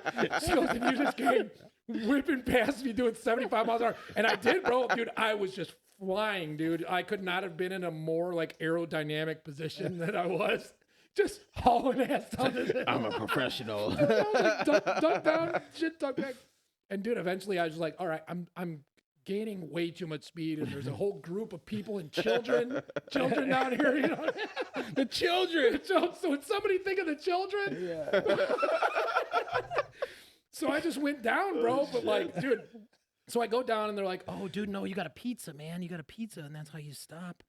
And I'm like, all right, I don't really know what the fuck it means. Exactly. Like, so I get up, and the same thing happens again, dude. Like, I'm trying to pizza, but it's not really doing anything. The skis are crossing each other, and I'm, again, going 75 miles an hour. But except this time, bro, like, I'm so used to rollerblading, and, like, you can drag your foot when you rollerblade. Yeah. Just slow you down. So I just instinct, I start to drag the ski. It rips the ski off of my foot, so now I'm on one ski. So now I'm on one ski going 70 miles an hour still. It's like, And then I got it. And then I just tumbled. Really? Hard, bro. Flailing. My poles went flying, bro. Some little Asian girl comes walking up to me with my ski and my pole, laughing at me and shit, handing it to me, bro. It was bad. It was rough, bro.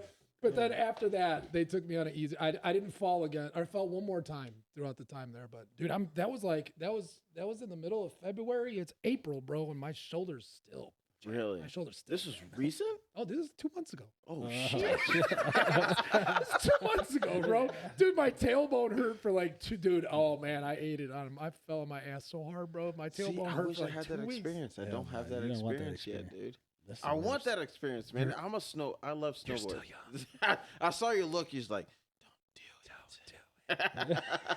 Save yourself. Yeah, right. Go to the bunny hill. Don't let him talk you into the big hill, Hey, bro. no one realizes the bunny hill is just compact ice. That's it. Dude, it is. It's Dude, just that ice. one, that was the problem, bro. Like it was, yeah, dude. It was so compacted. The bunny hill is just ice, dude. It's- It's not, and it there's is no just ice. snow. It's just straight ice. You want to bust your shit? Go to the bunny hill. That'll hurt. Yeah, it hurts, bro. No, I'm going to the bunny hill. It's gonna happen. And Next I'll be time there if for I 2 go, minutes. I'm going skiing. I'm not doing snowboarding. Fuck that. Fuck you. I already. I You know learned my what? lesson. Yeah, Would you rather do snowboarding or skiing? I can't. I won't snowboard.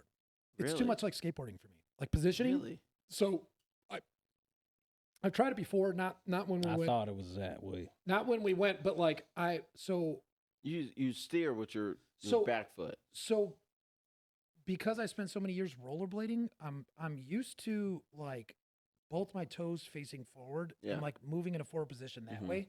And that's kind of the same structure of skiing. So I feel more comfortable. I was able to pick up skiing Really? easier. Snowboarding. to you're like me, this. dude, going sideways a direction is too much like skateboarding, and it freaks me out. I can't. Really? Yeah, it's too weird for me. See, And I've never been able to be comfortable on a skateboard. I'm totally uncomfortable, like going a direction sideways.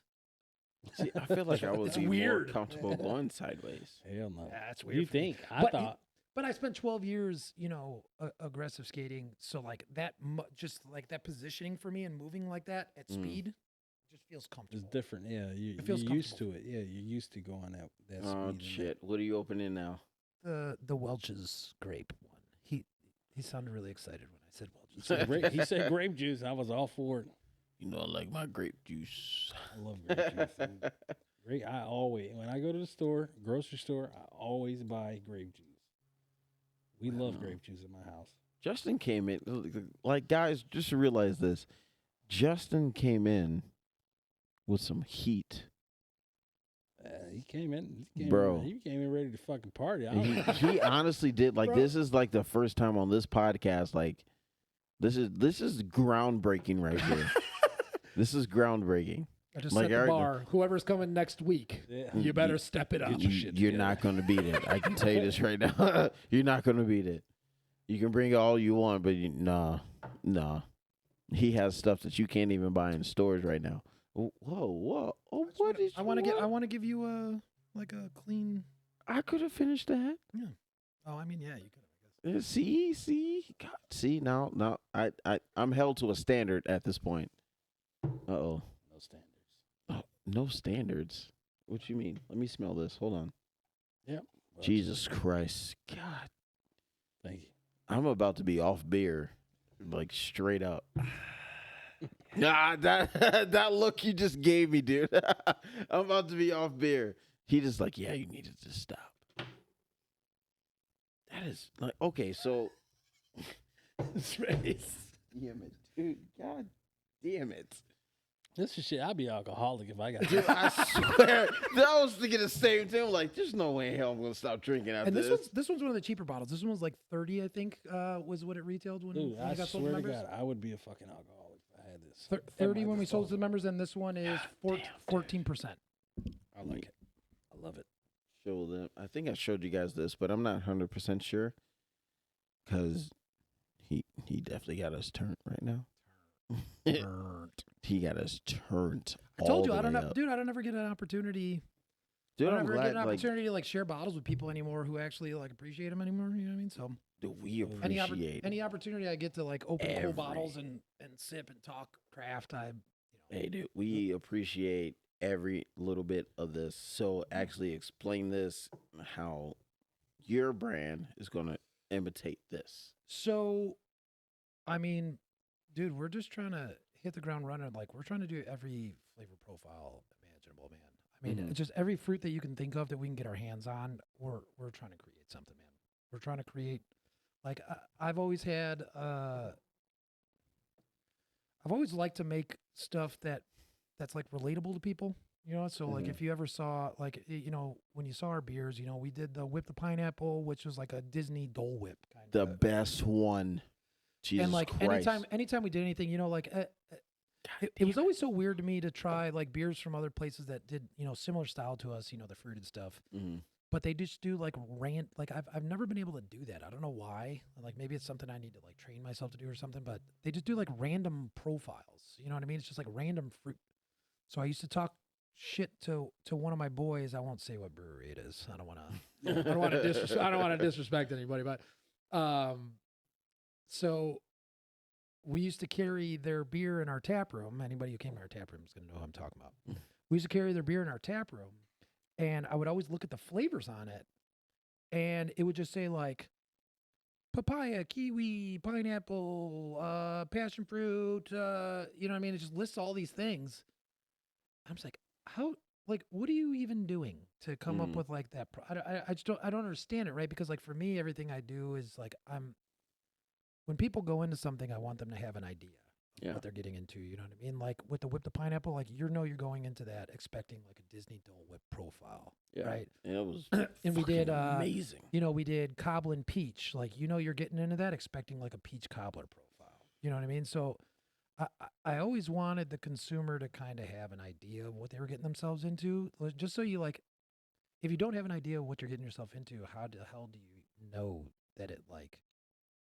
I mean, you're going to know whether you enjoy the taste or not, but how do you know it's like what we were intending?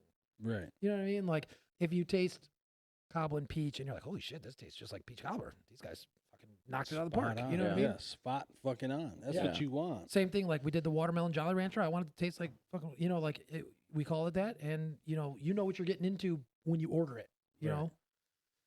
Now, don't get me wrong. There's still some idiots out there. I mean, and Bro, I think like- that's the biggest thing nowadays. It's like, yeah, you know, I'm not gonna say what, but it's like you go buy whatever, an IPA or a stout or whatever, and he says oat milk or whatever the fuck it is, or pineapple this, and then you take a sip of it, and it's like, I don't taste any, like it's the bare Dude, minimum. You know what's funny? pineapple. I'm glad you brought that up because that was one of my biggest pet peeves getting into craft beer, and that's kind of what drove our flavor profiles to be what they were. Was that I spent a bunch of years buying beers that's just like you said, man. It says like watermelon sour, and I'm like, fuck yeah, dude, I love watermelon. Yeah. Like I'm about to buy that. Buy it, take a sip, and it just tastes sour. There's Yeah. no watermelon. Yeah, profile. there's no watermelon you ain't got profile or that nothing. sweet watermelon. And I'm like, damn, man, like why are you gonna like bait and switch me, bro? Don't sit there You know and what I mean? play me like Don't- that. don't You taste know I it. love You know what I mean? watermelon. $18 You know on a what I mean? 4 Yeah, Yeah, bro. just trust me. I Like, didn't. don't do that to me. Trust So me. I specifically, because that shit pissed me off so bad, I specifically told myself when we opened the brewery, it's like, man, if I tell people it's a flavor profile, it's gonna be that flavor profile. Otherwise, I ain't doing it. And I'm gonna tell you what, there were beers that took me. So we did a cherry cordial. Mm. So it was like, so we used almonds to get that kind of amaretto-y kind of flavor, cherry and chocolate. Dude, that thing took me 2 years. I probably brewed it 3 different times and dumped it Really? because it wasn't up to my standard. Like I don't want people trying that. I don't want people trying that beer, expecting a cherry cordial, expecting chocolate covered cherry, and being like, Yeah. not Yeah. really. Yeah, I mean, there's it's got some the hints. Yeah, it's got the there's hints. cherry. I could see where they were going with this, but it's not really a chocolate covered cherry. Like, nope. I waited. I brewed that thing 3 different times until we figured it out. And then finally, when we figured it out, we put it out, and everybody's like, holy shit, dude, that thing tastes exactly like a chocolate covered cherry. And that's what I'm shooting for. And I Yeah. won't. That's And, what I you know- love too, dude. I love people that actually shoot for exactly what the flavor should be. Exactly what the flavor should be. And I'm Yeah. going to tell you what, man, I will not compromise. I don't care what it means. I don't care if I have to dump something 10 times. You know, it took us a long time to drop our stout program. And that was because the first 5 stouts that I brewed weren't up to my standards. I dumped them all down the drain. Yeah. Cost us thousands of dollars. But Hey, you got to stand. what is it? What is it? Yeah. Like, what does it cost? What does it cost? I have yet to find the fucking premium oatmeal stout. Yeah. When I drink an oatmeal stout, I want to taste Can't do it. oatmeal. I can't do. You know what I oatmeal mean? I stouts. want to can't do taste it. the oatmeal. Also, I still want the stout. The Yeah, the yeah. flavor. You still want those like chocolate malts Yeah, and all that but- stuff, but you want them heavy oats to Oh, give you yeah, that profile. I want the oat, and I haven't found anything like that. Like when Yeah. I go to the store and I see oatmeal Christ. stout, and I'm just like, oh man, it sounds great. But I bet you- but the I bet picture you- on the picture on the can looks great. Yeah, but bro. it never hits. It Yeah, never I won't. hits. I won't. You know, and like I've had conversations with guys about this kind of stuff, man. You know, and like there's a lot of breweries out there. You know, I can't say I respect it. I guess I understand it, Mhm. but there's a lot of breweries out there that they have the mindset. You know, whether it's because they have investors or whatever. Like maybe I was in a better position because I owned 100% of the brewery. I didn't have anybody to answer to. There was nobody that was telling me like, no, bullshit, you're not dumping that down the drain. That shit Yeah. costs us money. You better release it. Yeah. But there's a lot of breweries out there who do that. You know what I mean? They brew beer. They have all these intentions. They try it, and they're like, that wasn't what we wanted it to be. Yeah. But we got 15 barrels of this shit. See, We got 15 barrels of this shit. Like, Got to make some kind of. we got to package it and sell it, man. What do we like? We can't take a hit like that. see, that's what I like about, dude. Oh God, you got my business. I can tell you that right now. God we just- damn it! and you know what? You We know will let- what the people want. And I'm gonna tell you what, like, we've been like that with me and my buddy Aaron when we've been making the mead. We've been like that same way. Like I have the same mentality with that too. You know what I mean? Like he's dumped full 50-gallon barrels Mm-hmm. right in front of me. He told me like, hey, that one, I don't like the flavor on that. It's a little oxidized. Dump it. It's garbage.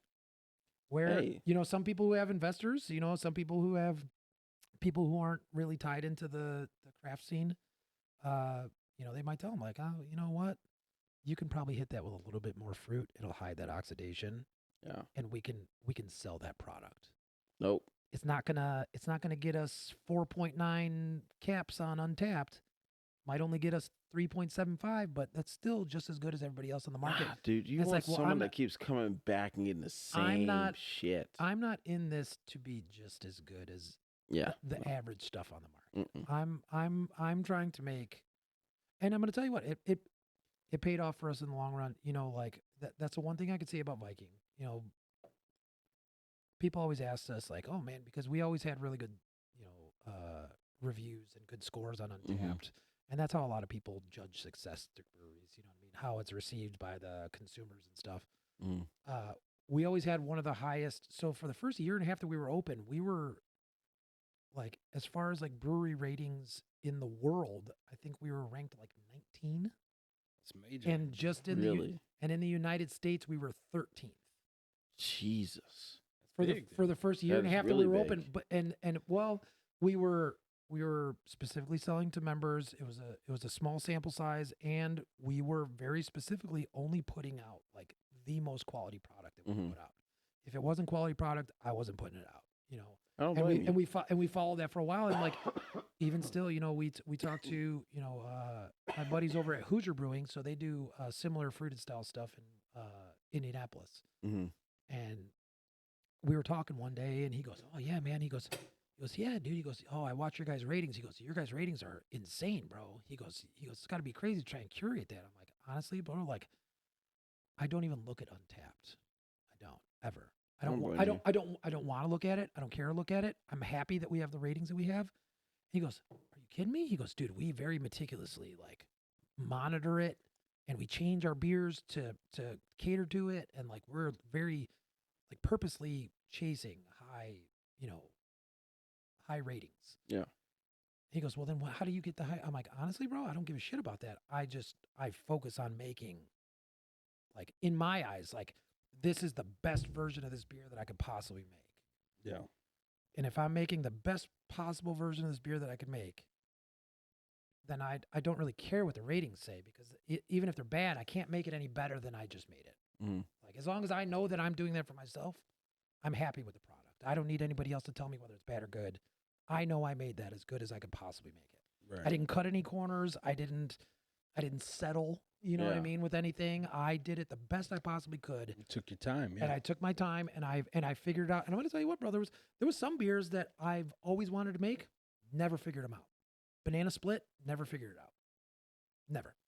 And I have no problem saying that. Like I tried that damn beer fucking 7-8 times, dude. And like, unfortunately, for some reason, there's other people have done bananas successfully in sour beers. For me, every time I did it, as soon as I put the banana in the sour base, it made it taste like unripe bananas, like green bananas. You know what I mean? Plantain. And that wasn't it for me, bro. So no matter how many times I ever tried, I never made. You should have put that out to the Puerto Rican community, man.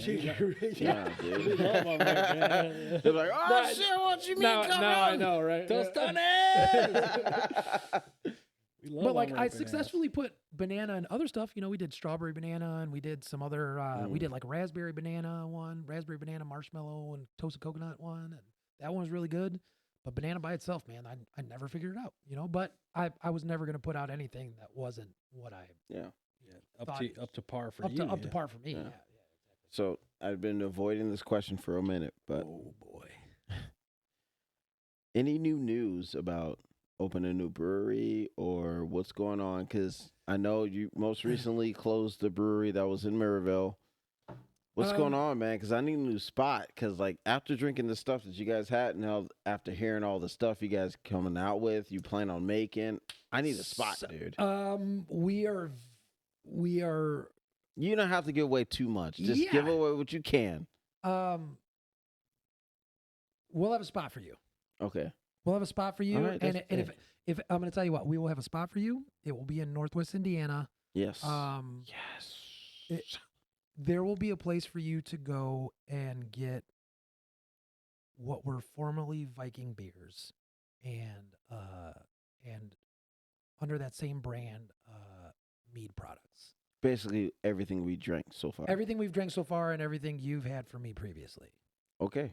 and the ones that you missed. So everything you guys have seen that we have drank so far, and there will be more. We're going to keep going. I'm just getting this out the way because I know this is going to. The podcast is going to keep going. I mean, maybe not identical to these. We won't be doing these same identical ones, but there will be very like there's no chance that I don't. With what I'm doing here moving forward, there's no chance I don't do a banana one. There's no chance I don't do a Concord grape one. You know what I mean? All I ask for is my whipped pineapple. That's all and I you'll ask. have plenty of whipped the pineapple. That's all I ask, dude. Plenty of whipped the pineapple. So like, dude, it's funny because like originally the plan was just to take it. So like, it all happened so fast, man. Like I was tired That was of. going to be my questions. It's like with you guys closing down the shop and everything. Not saying it's a bad thing, but you got to do what you got to do to support your family and everything. But this is like within demand. It's like me. Yes. I'm like, dude, where the hell did you go? Oh, I dude. need more of it. You know what, man? It was. Running the bar was getting taxing, right? So I was at that point. My brewer was gone, so I was having to brew everything by myself, and then my main bartender was also leaving. So at this point, it's like, all right, cool. At this point, I have one part-time bartender, Mm-hmm. and then like I was gonna have to do everything.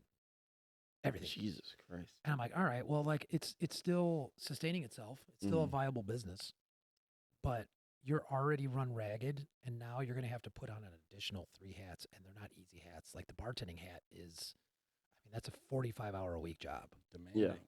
With nothing else, right? That's besides brewing, besides packaging, besides distributing. Like we were a self-distribution business, so like any bar that anybody had our stuff at, I was personally delivering that stuff there. Really? So, when we had stuff that was in, we had kegs that were available, we had kegs pouring in Indianapolis and Mishawaka Holy and shit. Fort Wayne, Indiana. All of that stuff that was me. There's nobody else. You know what I mean? That was me. That was me doing the, brewing the base beer, doing the fruit in it, and then packaging it into kegs and loading the kegs up in the delivery van and driving the delivery van to Mishawaka and unloading all the dude. kegs, getting a check from the guy, driving back to the brewery. And I didn't know that. And then Wow. once I get there, my bartender tells me like, "Oh, these kegs kicked. What am I putting on next?" And I go back there and I switch kegs, and then the attorney calls and says, hey, we're going to have to, update the permits in 2 months. And I'm talking to him. And then the bartender says, oh, Justin, we don't, our IPA keg just kicked. We don't have another IPA. Then I got to talk to the distributor and get another IPA, or, you know what I mean? If we didn't have one, it was a lot, man. Yeah, So, it sounds like it was, man. So then I talked to Bone Flour. They needed somebody to do production for them. I was in the position to do that, and I was talking. I was like, "Hey, man, like I'll do production for you guys. I don't mind. Like it's a steady extra paycheck besides what I was taking from the brewery." And honestly, I was getting tired around the bar. I was like, "Dude, I'll just close it. If I'm getting money, if I'm getting a steady check, a steady good check, I'll shut the bar down, and then I'll just move it to." And I was gonna do. We talked earlier about contract brewing, gypsy brewing. I was like, I know enough people in this industry. I'll talk to somebody and just brew stuff out of somebody else's facility and just distro it. Yeah. That way you guys can also have it. Yeah. Get it from a local liquor store, or You just on can't draft get at in a one bar. specific spot. It just would. Yeah, it would be. If it was up to me, it would just be blanketed everywhere. Yeah. Yeah. Which is, honestly is a smart decision. Yeah. For me, it's a lot less work. I brew one batch, I flavor one batch, package one batch, and then the distributor picks it up and he does all the legwork for me. Yeah.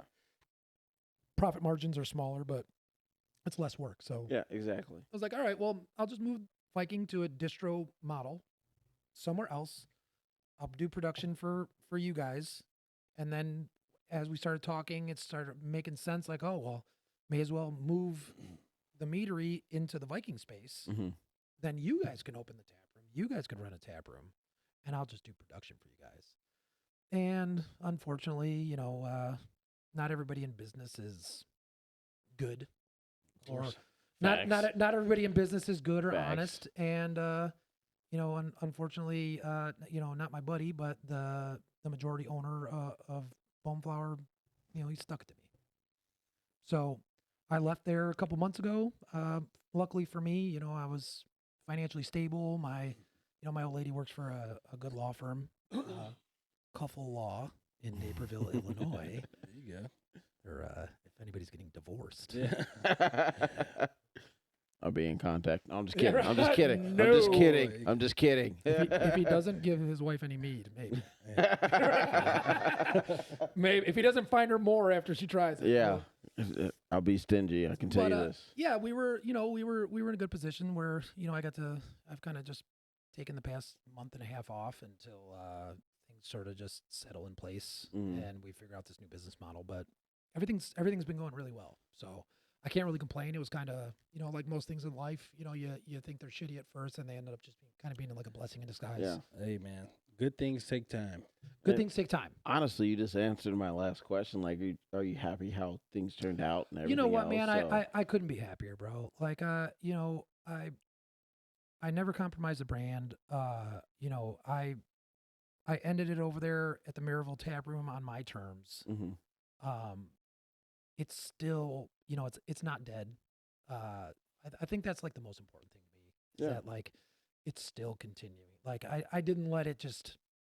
It would have been real easy for me to just be like, oh well, you went to do this other thing and like that didn't pan out and like now like doing this is gonna be, it's gonna take a little bit of work and effort from you. Like not even worth it. Like probably just easier to go back and be a foreman at the steel. Yeah, basically. Like not that there's anything wrong with that, bro. Like I know I still have a ton of friends in the steel industry. Shout out to my boy KB. Soon to be wife in the same industry. So. Yeah, man. So, but like, I'm super happy with what we built. I'm super happy that we're still going to be able to bring it to market. Yeah. I think I'm happiest that I found out after all this happened, like how many people have my back in the industry. Yeah.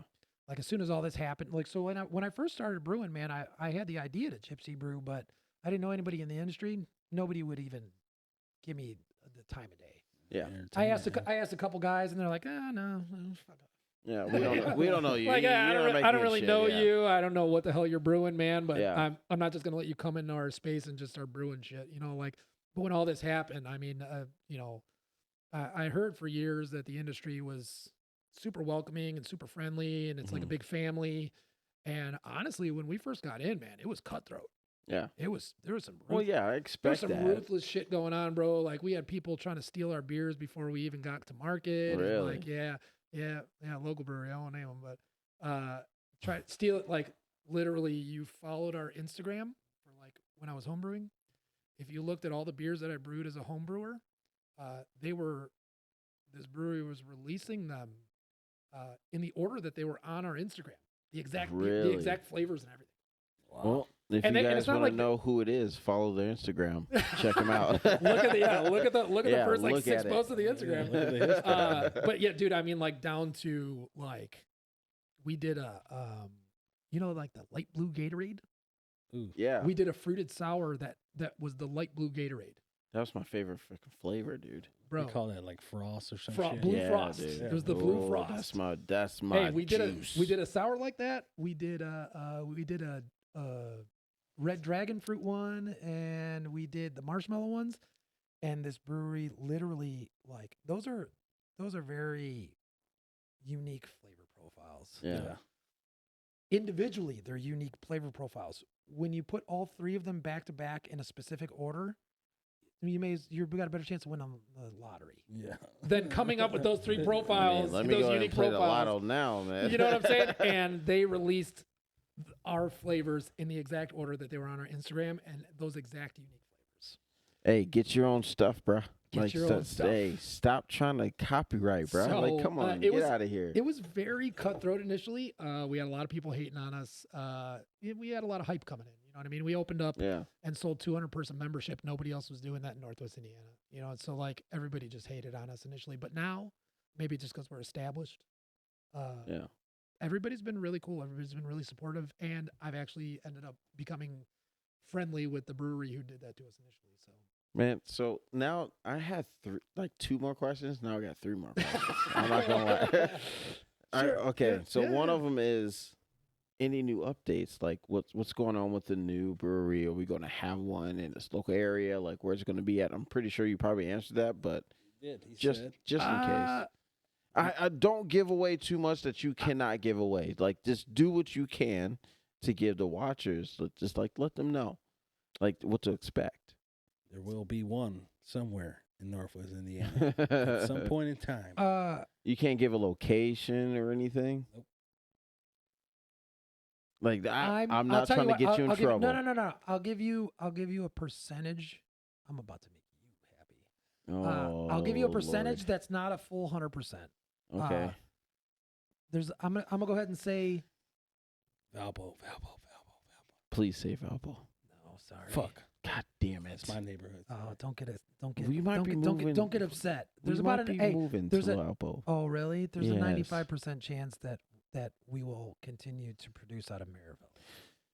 That's okay. I'm still happy with that. Fuck you. Not It's all right. Valpo's not far. not that facility. Not the one we were Okay. in before. No, that's honestly, I feel like that facility that you were at beforehand, it was too hidden. So honestly. you know what? That you can blame the state of Indiana for that. Because Really? check this out. Try and think of every brewery in Indiana that you can think of.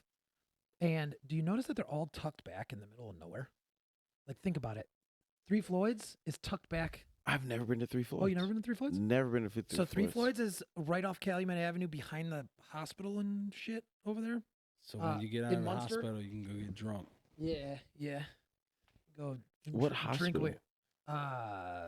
That's good. That's Uh, community, no? No, No. not community. It's Crown Port, Maryville. Munster. Nope. What other Don't know hospi- Munster? What other Nope. hospitals in Munster besides community? It isn't just a general hospital. It's like a surgery center or some shit like that. I've actually messaged Three Floyds the same date I messaged you. Oh, really? Yeah. Yeah. Good luck. That's not bad. They actually replied the same time you did. Really? Yes. They replied the same time you did, Tell you but to fuck off. no, they didn't tell me to fuck off, but they told me like we've tried to get people on the podcast, but everybody's too shy to to actually be on the podcast. Really? Yes. I'm like, dude, I messaged them like I get that all the time, and within 10 minutes of it, and after about 30 minutes of it, they're like, Is that it? Like, trust me. Like, I know- I try to tell him, like, dude, it's Bro, I wonder. nervous at the beginning, but I'm telling you, after you be in it for about 10 minutes, 10, 15 minutes, it's just like, is that it? Like, can we keep going? Yeah, I don't know, man. That's you know I what? keep Some trying to people get- tell him, dude. Some people get scared, man. Dude, we went. I went on a radio podcast with my brewer at the time, Hmm. and just froze. Really? Not me. I was fine. Yeah. You know what I mean. I would hope so, because you just came on this shit like, Oh you're no, like, I'm cool, bro. The fuck do you mean, nothing- dude? Yeah, it don't phase me, but no, that was not a good fit. That was the I can last. tell you right that was now. the last time I took my brewer to. I cannot wait to post this to Apple Podcasts and Spotify and shit, dude. Like, this is gonna be the groundbreaker for me, I think. Yeah, good Dude, man. you're Yeah. hitting it. Hey man, it was you know what, dude? I like talking craft, man. I've been doing it for a long time, Yeah. and you know when people are interested or excited about it, man, it's easy to talk about for me. You definitely opened up our mind to Mead. Yeah. Mead. You opened up our mind to a new drinking perspective, and it's just like, damn, we were actually drinking the wrong stuff. Like, I actually have a good buzz. Believe it or not, guys that are watching, I have really good buzz going right now.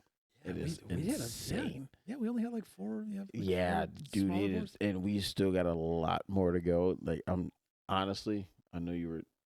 No, we don't. I was tempted about that because, like, I'm not a big dark drinker. Sure.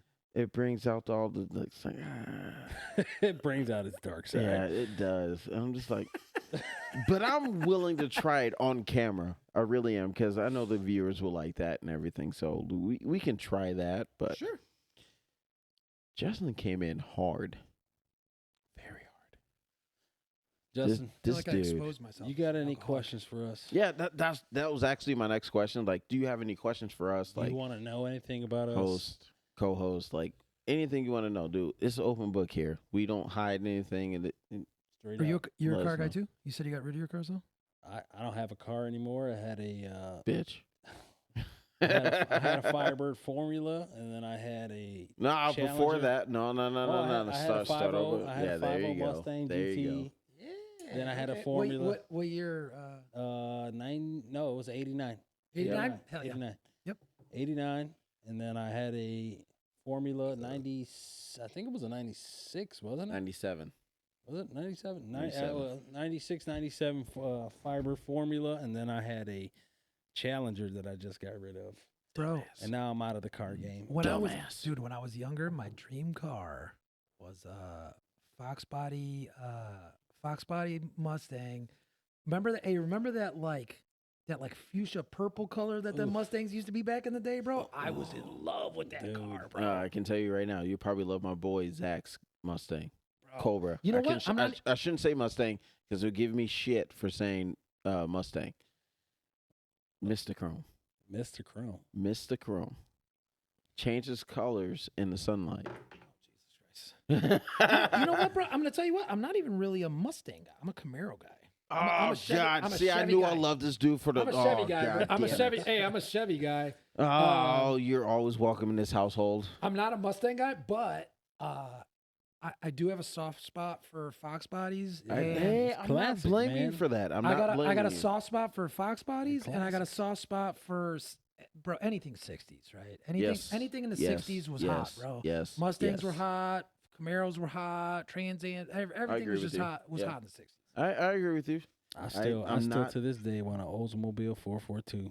I don't blame you. You and me both, buddy. Yeah. Split bumper Camaro 72. 442. Really? That's like my number 2. Split bumper Camaro 72. My number 1, surprisingly, being a GM raised little shit razor. Grandma retired from GM. Okay. 67 Camaro. Well, Really? Yes. 67. Okay, you know what, man? I'm gonna have to But I'm gonna have to honestly, come by. I'm gonna have to come by and we're gonna have to I'm gonna have to come by, we'll take a cruise, bro. We I gotta, swear to God, I will punch you if you show me something, dude. I swear to God, if you got something that we can drive in, I'm gonna steal it. hey, The hey, blackness is gonna come out of me. over this spring summer. It's a 68. You mother. Oh boy. 68 hugger orange. Oh God damn it, Bro. Oh, you're gonna be even more mad, bro. So it's a family car through my dad. So bro, And it's orange. God hey, damn it. my dad won that with a raffle ticket. You got to be shitting me, mother. So I'm done. Podcast over. Bro, the most blind dumb luck shit you ever heard in your entire life, bro. My dad bought a football square for the Super Bowl. And then this one of his vendors at work kept asking him to buy tickets for that Camaro. He's like, nah, man, it's $100 for that ticket. I ain't buying that ticket. His football square hit. He won $125. He bought the square for $20. So he was up 105. Just stop now. Hey, Just when the dude came in to pay him his 125, he paid it to him and then left. And then the vendor came in 5 minutes later and was like, "Hey Ken, I only got 2 tickets left for this Camaro." And he looked at the 125 he had in the envelope. He goes, fuck it, I'll take 1 ticket. And he fucking won it. God. Wow. What are the odds? And dude, if anybody deserved it, it was my old man, bro. He's a total gearhead, 25-year GM master mechanic. Like, the Oh, dude is shit. the dude's- Okay. Like, the dude, if anybody deserved that car, my Hey. dad deserved that car, and he's put a ton What's of your work dad's into it name? since. Ken. Ken, hey, represent Ken. Hey, dude. I'm not gonna lie, you hit the jackpot. Like, you're jackpot, talking bro. to the biggest GM fan of his life. That's all I drive. That's all I want, aside from my work car that I beat the hell out of, my Volkswagen. That's the only thing I'll buy, basically. Anything GM. I will never buy a Ford unless it's a '67 GT500 Eleanor. That's the That's what it takes. only Ford that I will buy. Only Ford. Other than that, Still a GM Ford all day. fan. I'm not a Ford. To get to, I'll tell you I what, will beat you. You give me any late 60s fastback that I can exactly. kind of make look like Eleanor. You know, Well, what I'm saying? I It can don't tell you need to this. be- I it can don't tell need you to be, this right now. GT350 or GT500 or that don't need to be nothing crazy like that. My wife has an uncle that I'm supposed to be buying a 54 Chevy pickup from. Dude. I'm going to get it, but I'm trying to get in the deal with his brother's Mustang that's sitting there. I think it's a 66 or a 65. Clean. Just been sitting out there rotting away and everything. If I get that, it's getting a Coyote. Yeah. It's getting a Coyote. I've already been pricing them out and everything else, dude. I'm like, yeah, it's gonna get a Coyote. That's my daughter's car right there. She's gonna be like, oh damn, my car is fast. I'm like, no, girl, you don't know what you got. You ain't messing with this. Hey, trust me, guys. There are going to be card podcasts coming up here soon. It's going to be good. You see the car in the background. I'm really surprised he hasn't asked me about that yet, but I'm pretty sure it was coming. Yeah. What's the whole plan? What's the plan for it? Is that just like a fast weekend driver? It's definitely a weekend driver. It's a 2005 Pontiac GTO with the 6.0 in it. Yeah. I've had it for about, how long has it been? At least fucking 8 to 10 years now. No. I think about 8 years since I've had it. I've drove it for 3 years. It's been under the knife for 5 because my builder, David, you definitely regretting coming on this podcast. I can tell you this right now, but you missed out on a lot of good stuff. But yeah, we're almost done. We just the motor and trans is in. We got to finish the fuel lines. He has to build a hot side and turbo kit. Not going to say power wise. Just know, Zach, I'm coming. Zach, I'm coming for you, my boy. Coming for you. You ain't gonna be able to keep up, my boy. And if you do beat me, oh, trust me, It's going back under the knife. It's going back under. There's a phase 2, my boy. This is just phase 1. Twin turbos. I kind of want to see this thing when it's moving, man. Oh, you will.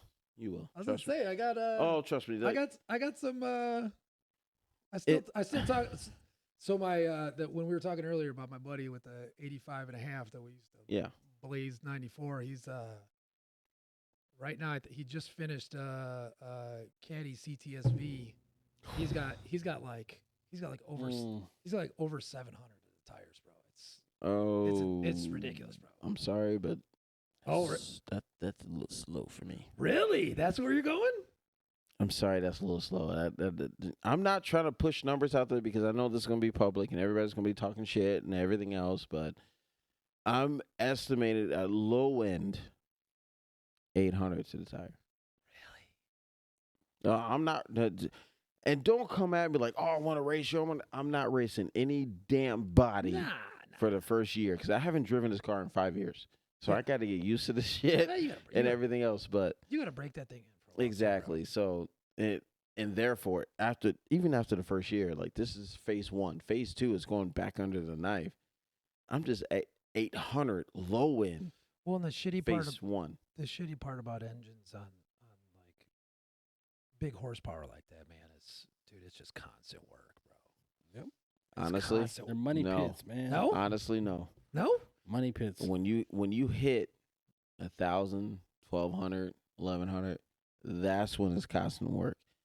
My goal with this is just to be like moderate high 9s, low 9s, still cruisable. Because I'm at the end of the day, I'm not trying to beat everybody and their mom out here. I'm not trying to beat a GTR that's all-wheel drive, making 1,200. No, dude, I still want to put my daughter in the back seat. Just go ahead and make a pull. You're not roll caging it and shit. You know what I mean? Hell no. I'm not doing all that bullshit. I'm not roll caging. No, fuck all that shit. If I want to do all that, dude, I have planned. Like, this car is just my fun, everyday car. Yeah.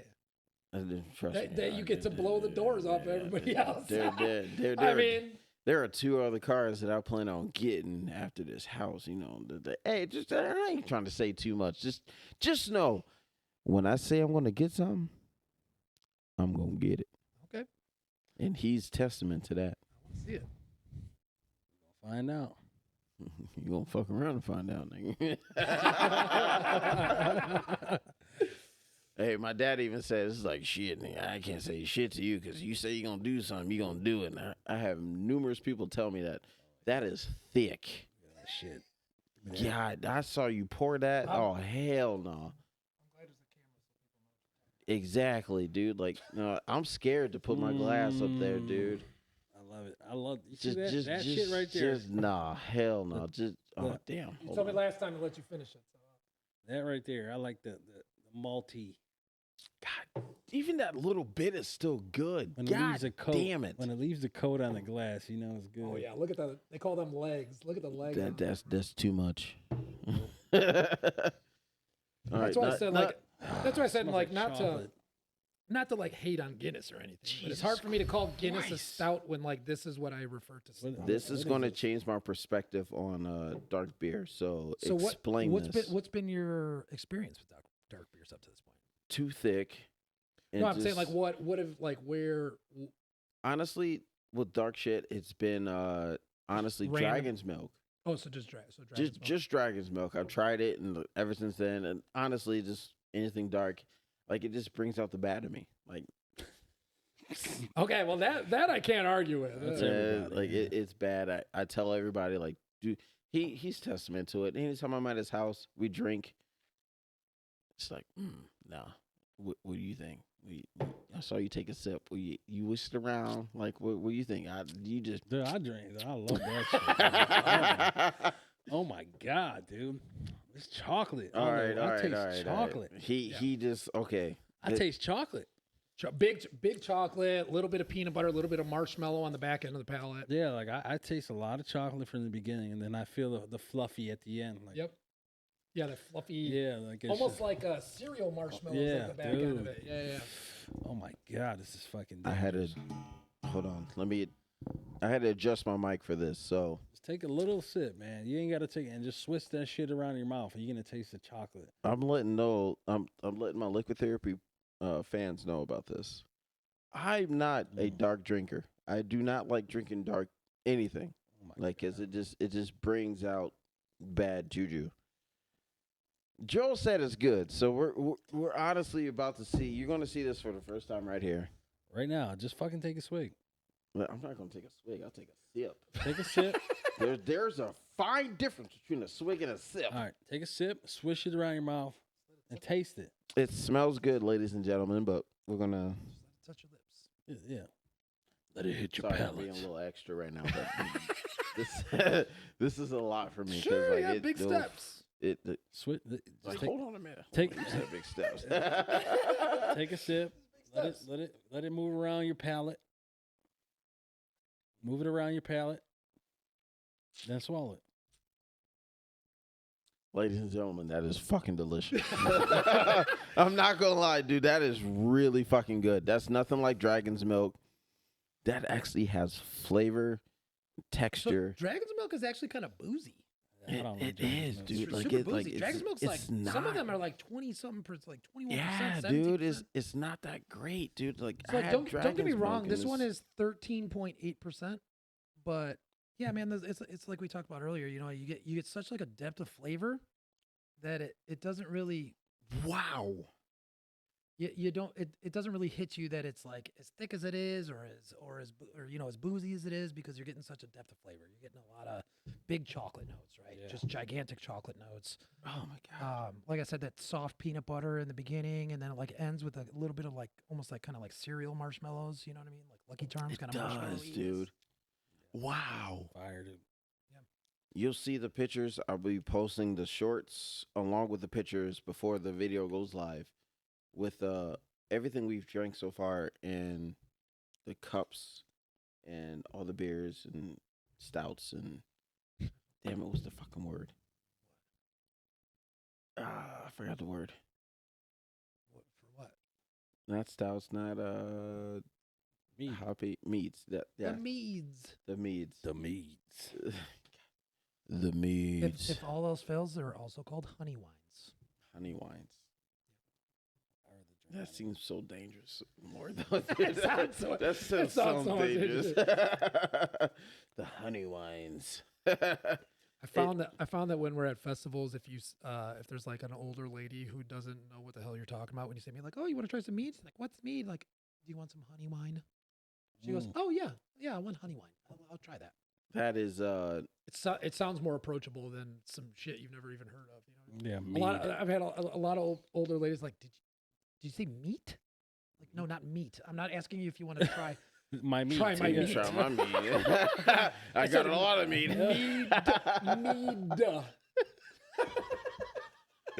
Not my meat, sweetheart. Just the meat. I'm not gonna lie, the stuff he has brung on so far and It's good shit. the rest of the stuff that he brung, we're probably gonna do off camera because that's gonna be a little rough.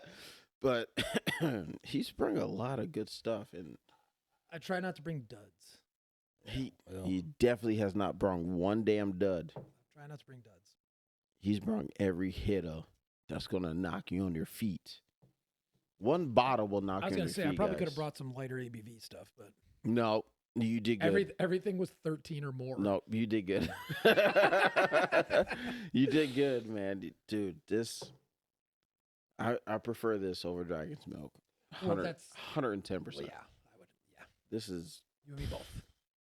Nothing against Dragon's Milk. I drink yeah, Dragon's Milk. nothing against Dragon's Milk. Like whoever I'm a- likes it likes it. I'm a but stout. I'm a stout guy, so I drink those. I like the variants. I like the different ones, but this is God yeah, damn, this dude. is step above. So this is and that's kind of why I wanted you to try this. The stouts that we brew are more comparable to this. Mhm. I just didn't have any to bring with us today, but I'll bring you some in the future. I know we still got some in tanks that I gotta hit with some adjuncts, but so the stouts that we're doing are comparable to this. So we did one right before that was the adjuncts on it were like turtle, so it was like a caramel macadamia nut and chocolate. You already lost some air caramel. Yep, I'm sold. Yeah. Lost And me that one, I caramel. mean, dude, you drank that thing. It just tasted like a fucking turtle. It tasted like one of the little turtle candies. I love turtles. I do too. I love turtles. They're good, dude. That kid. Turtle. Like that, wasn't it that little kid who's like, turtle. I love turtle. I love turtle. Believe it or not, Give me the turtle. I've had my first turtle within this first year.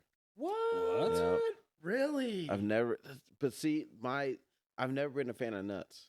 I'd never liked nuts or anything. I've just now gotten into nuts and everything. These nuts. I was leaving it alone. I was Thank leaving you. that one alone. Thank I was you. just gonna, These nuts. Yeah. Got them. Really? Yeah, Not, I've never been a fan, but recently, like the past 2 years, actually, slowly experimenting. But okay. I'm cool with them. But cashews, nope. Really? Macadamians, hell no. Really? No And macadamia nuts? nope. I'm real particular when it comes to certain kind Is of it nuts. is it texture or is it flavor? Texture and flavor. Both? Yeah, Everything? Just all of it. can't. Everything that has to do with Can't do it.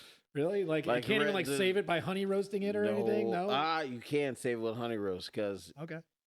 when I used to work on my previous job before 150, they used to bring in just one guy to bring in a bag full of like those elephant peanuts or whatever. You have to crack and get them open and everything. Fuck, I devour those things.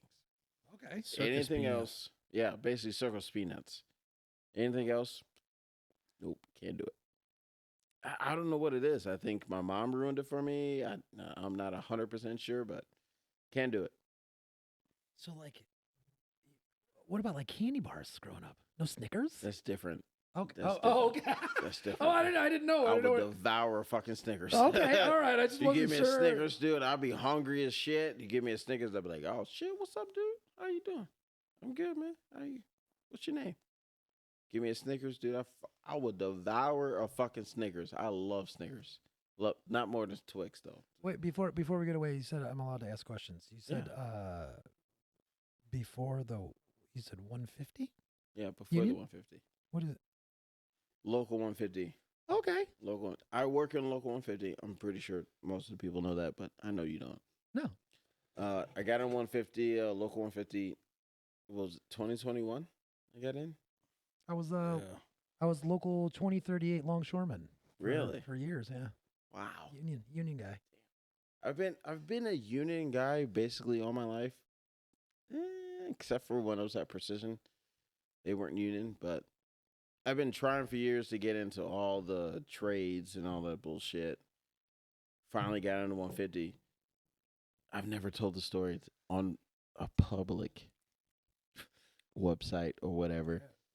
I emailed Mark Cara and I talked to him about this at the last meeting yesterday. Emailed this dude every day for 2 years. Really? Every day. Damn. Holidays and everything during COVID. How's the family? Oh, everything's well. Hope you have a good Christmas and everything. Well, what's going on with my job? Yep. Sure enough, after COVID, if it wasn't for COVID, I would have gotten a lot earlier. He literally told me that. After COVID, got that call. And it's crazy as hell how this happened. Because they literally, they called me, sent me a text, sent me an email. I called them, hey, I just got a text or email about it. They're like, oh, what's your name and all this? I said, Kennard Turner. It took him 2 minutes to find my name. Apparently, there was another guy with my last name. They texted me and called me by accident, and I still got in. Really? Dead ass. That's Yep. that's dope. I can't even hate on that. Dude, That's dope. I'm just they didn't try to say, oh, no, we accidentally sent this or anything. No, they stayed true to their word, and I got in, passed all my shit, got in. I will be done with my apprenticeship in 2 months. 4-year apprenticeship done in a year early. That's dope. There you go. Big gang money, bro. Coming soon. The 150 gang. Trying. We're trying. I'm honestly scared because when you get on that one, when you get off of that apprentice list and you're on that big boy list, it's brutal. Oh yeah.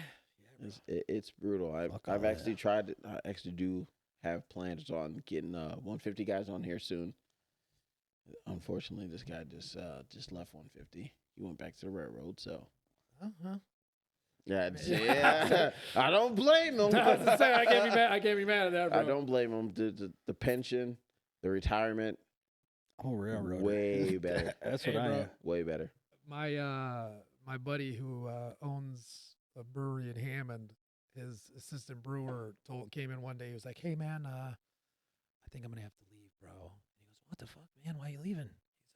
He's like, oh, "I got another job." He goes, "Dude, what are they paying you, man? I'll see if I can match it." Yeah, he And he looked at me, and goes, "The railroad called me." He goes, "All right, bro, take it easy." All right, bro, take it It's easy, like, man. yeah, Hey, bro, you done. You're good. You go get it, bro. Dude, when I was 19 years old, the railroad called me. I got in by the grace of God somehow. Went through a 4-year apprenticeship as a mechanic, and I spent 9 years there. I left, went to 150 where he's at as a mechanic. I didn't have to go through the apprenticeship because I already did that on the railroad.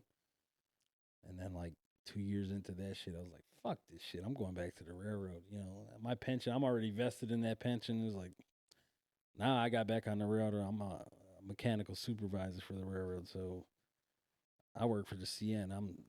I'm good, dude. Like, Bro, I love the railroad. I was almost in the railroad. It's not too Dude, late. you remind It's me not so too late. much of my I was buddy. almost in the railroad, Not and too that late. God and damn that it. story ended up with me not getting the job covered in my brother's urine. What the fuck? That's not a good start to the story. Bro, they God damn it. They called me. They called me, and I'd been smoking, bro. So they had to I drop knew, me. I knew where this was going. I was dirty, so my brother peed for me, Mm. and I put it. Bro, I had nowhere to put it, bro. I put it in a bag, and I taped it to the inside of my thigh, and it busted when I went into the fuck. room. My brother's piss all over my jeans. I had no clean pee. I had to pee in the thing, and it dropped dirty. And Oh. dude, it was bogus, dude. I was in my early 20s, man. Yeah. It was. I got No lucky. comment. I get it. All I gotta say is I got a BCRC test. I gotta go to in the next 5 days. So I'm glad that story just went on the record somewhere. I That has will been- say this much. By the time this goes live, but if this goes live, I'm still in 150. Represent. I passed my BCRC. I passed my BCRC. If you don't see any more podcasts, I lost my job. Oh yeah, man. It's tough, man. Yeah, man, it's been good. Yeah, This was a really good podcast, dude. was Honestly, you got to come back for another one. it's a good conversation. Yeah, I'll come You back. got anytime, bro. you have to come back for another one. This Yeah. was, I just love your vibe. Yeah, Your for sure, vibe man. is fucking amazing, dude. Yeah, we'll come. We'll open some more stuff, Oh hell yeah. dude. We only got through half of it, Oh my God. and I only brought a quarter of it. Don't bring your secret Dude, stash. when you launch your shit, just make sure. Yeah, just call us up and like, hey, I just Yeah, launched bro. it. Like, hey, we'll subscribe. We'll be members and everything, dude. We're gonna be yeah, on man. that, dude. I'm in, dude. I'm in. You So got like us hooked. everything. The cool thing about the membership too is like previously through Viking, the membership just got you beers, and previously through any meadery, that membership only got you meads. With us combining everything, you have access to all of it, bro. Like one Mhm. week you're gonna have access to these kinds of stouts. The next week you're gonna have access to these kinds of meads. Mhm. It's just everything, bro. So it's like it's a cool way to it's going to be unlike any other membership in the area. I don't even really know if there's many memberships nationally that offer that kind of variety. Yeah.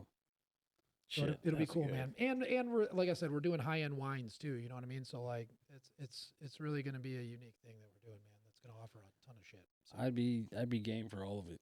I got wine drinkers. I mean, I drink wine myself, but I got wine drinkers in the family that would love to enjoy a premium. That's what I'm saying. Yeah, wine, that you know what I mean? shit we just drank, dude. Well, and especially just that, there's something that people just really enjoy about here, and like you can get a nice bottle of wine almost anywhere, right? You can go to Yeah. you can go to Benny's and spend a bunch of money on a nice bottle of wine. Yeah.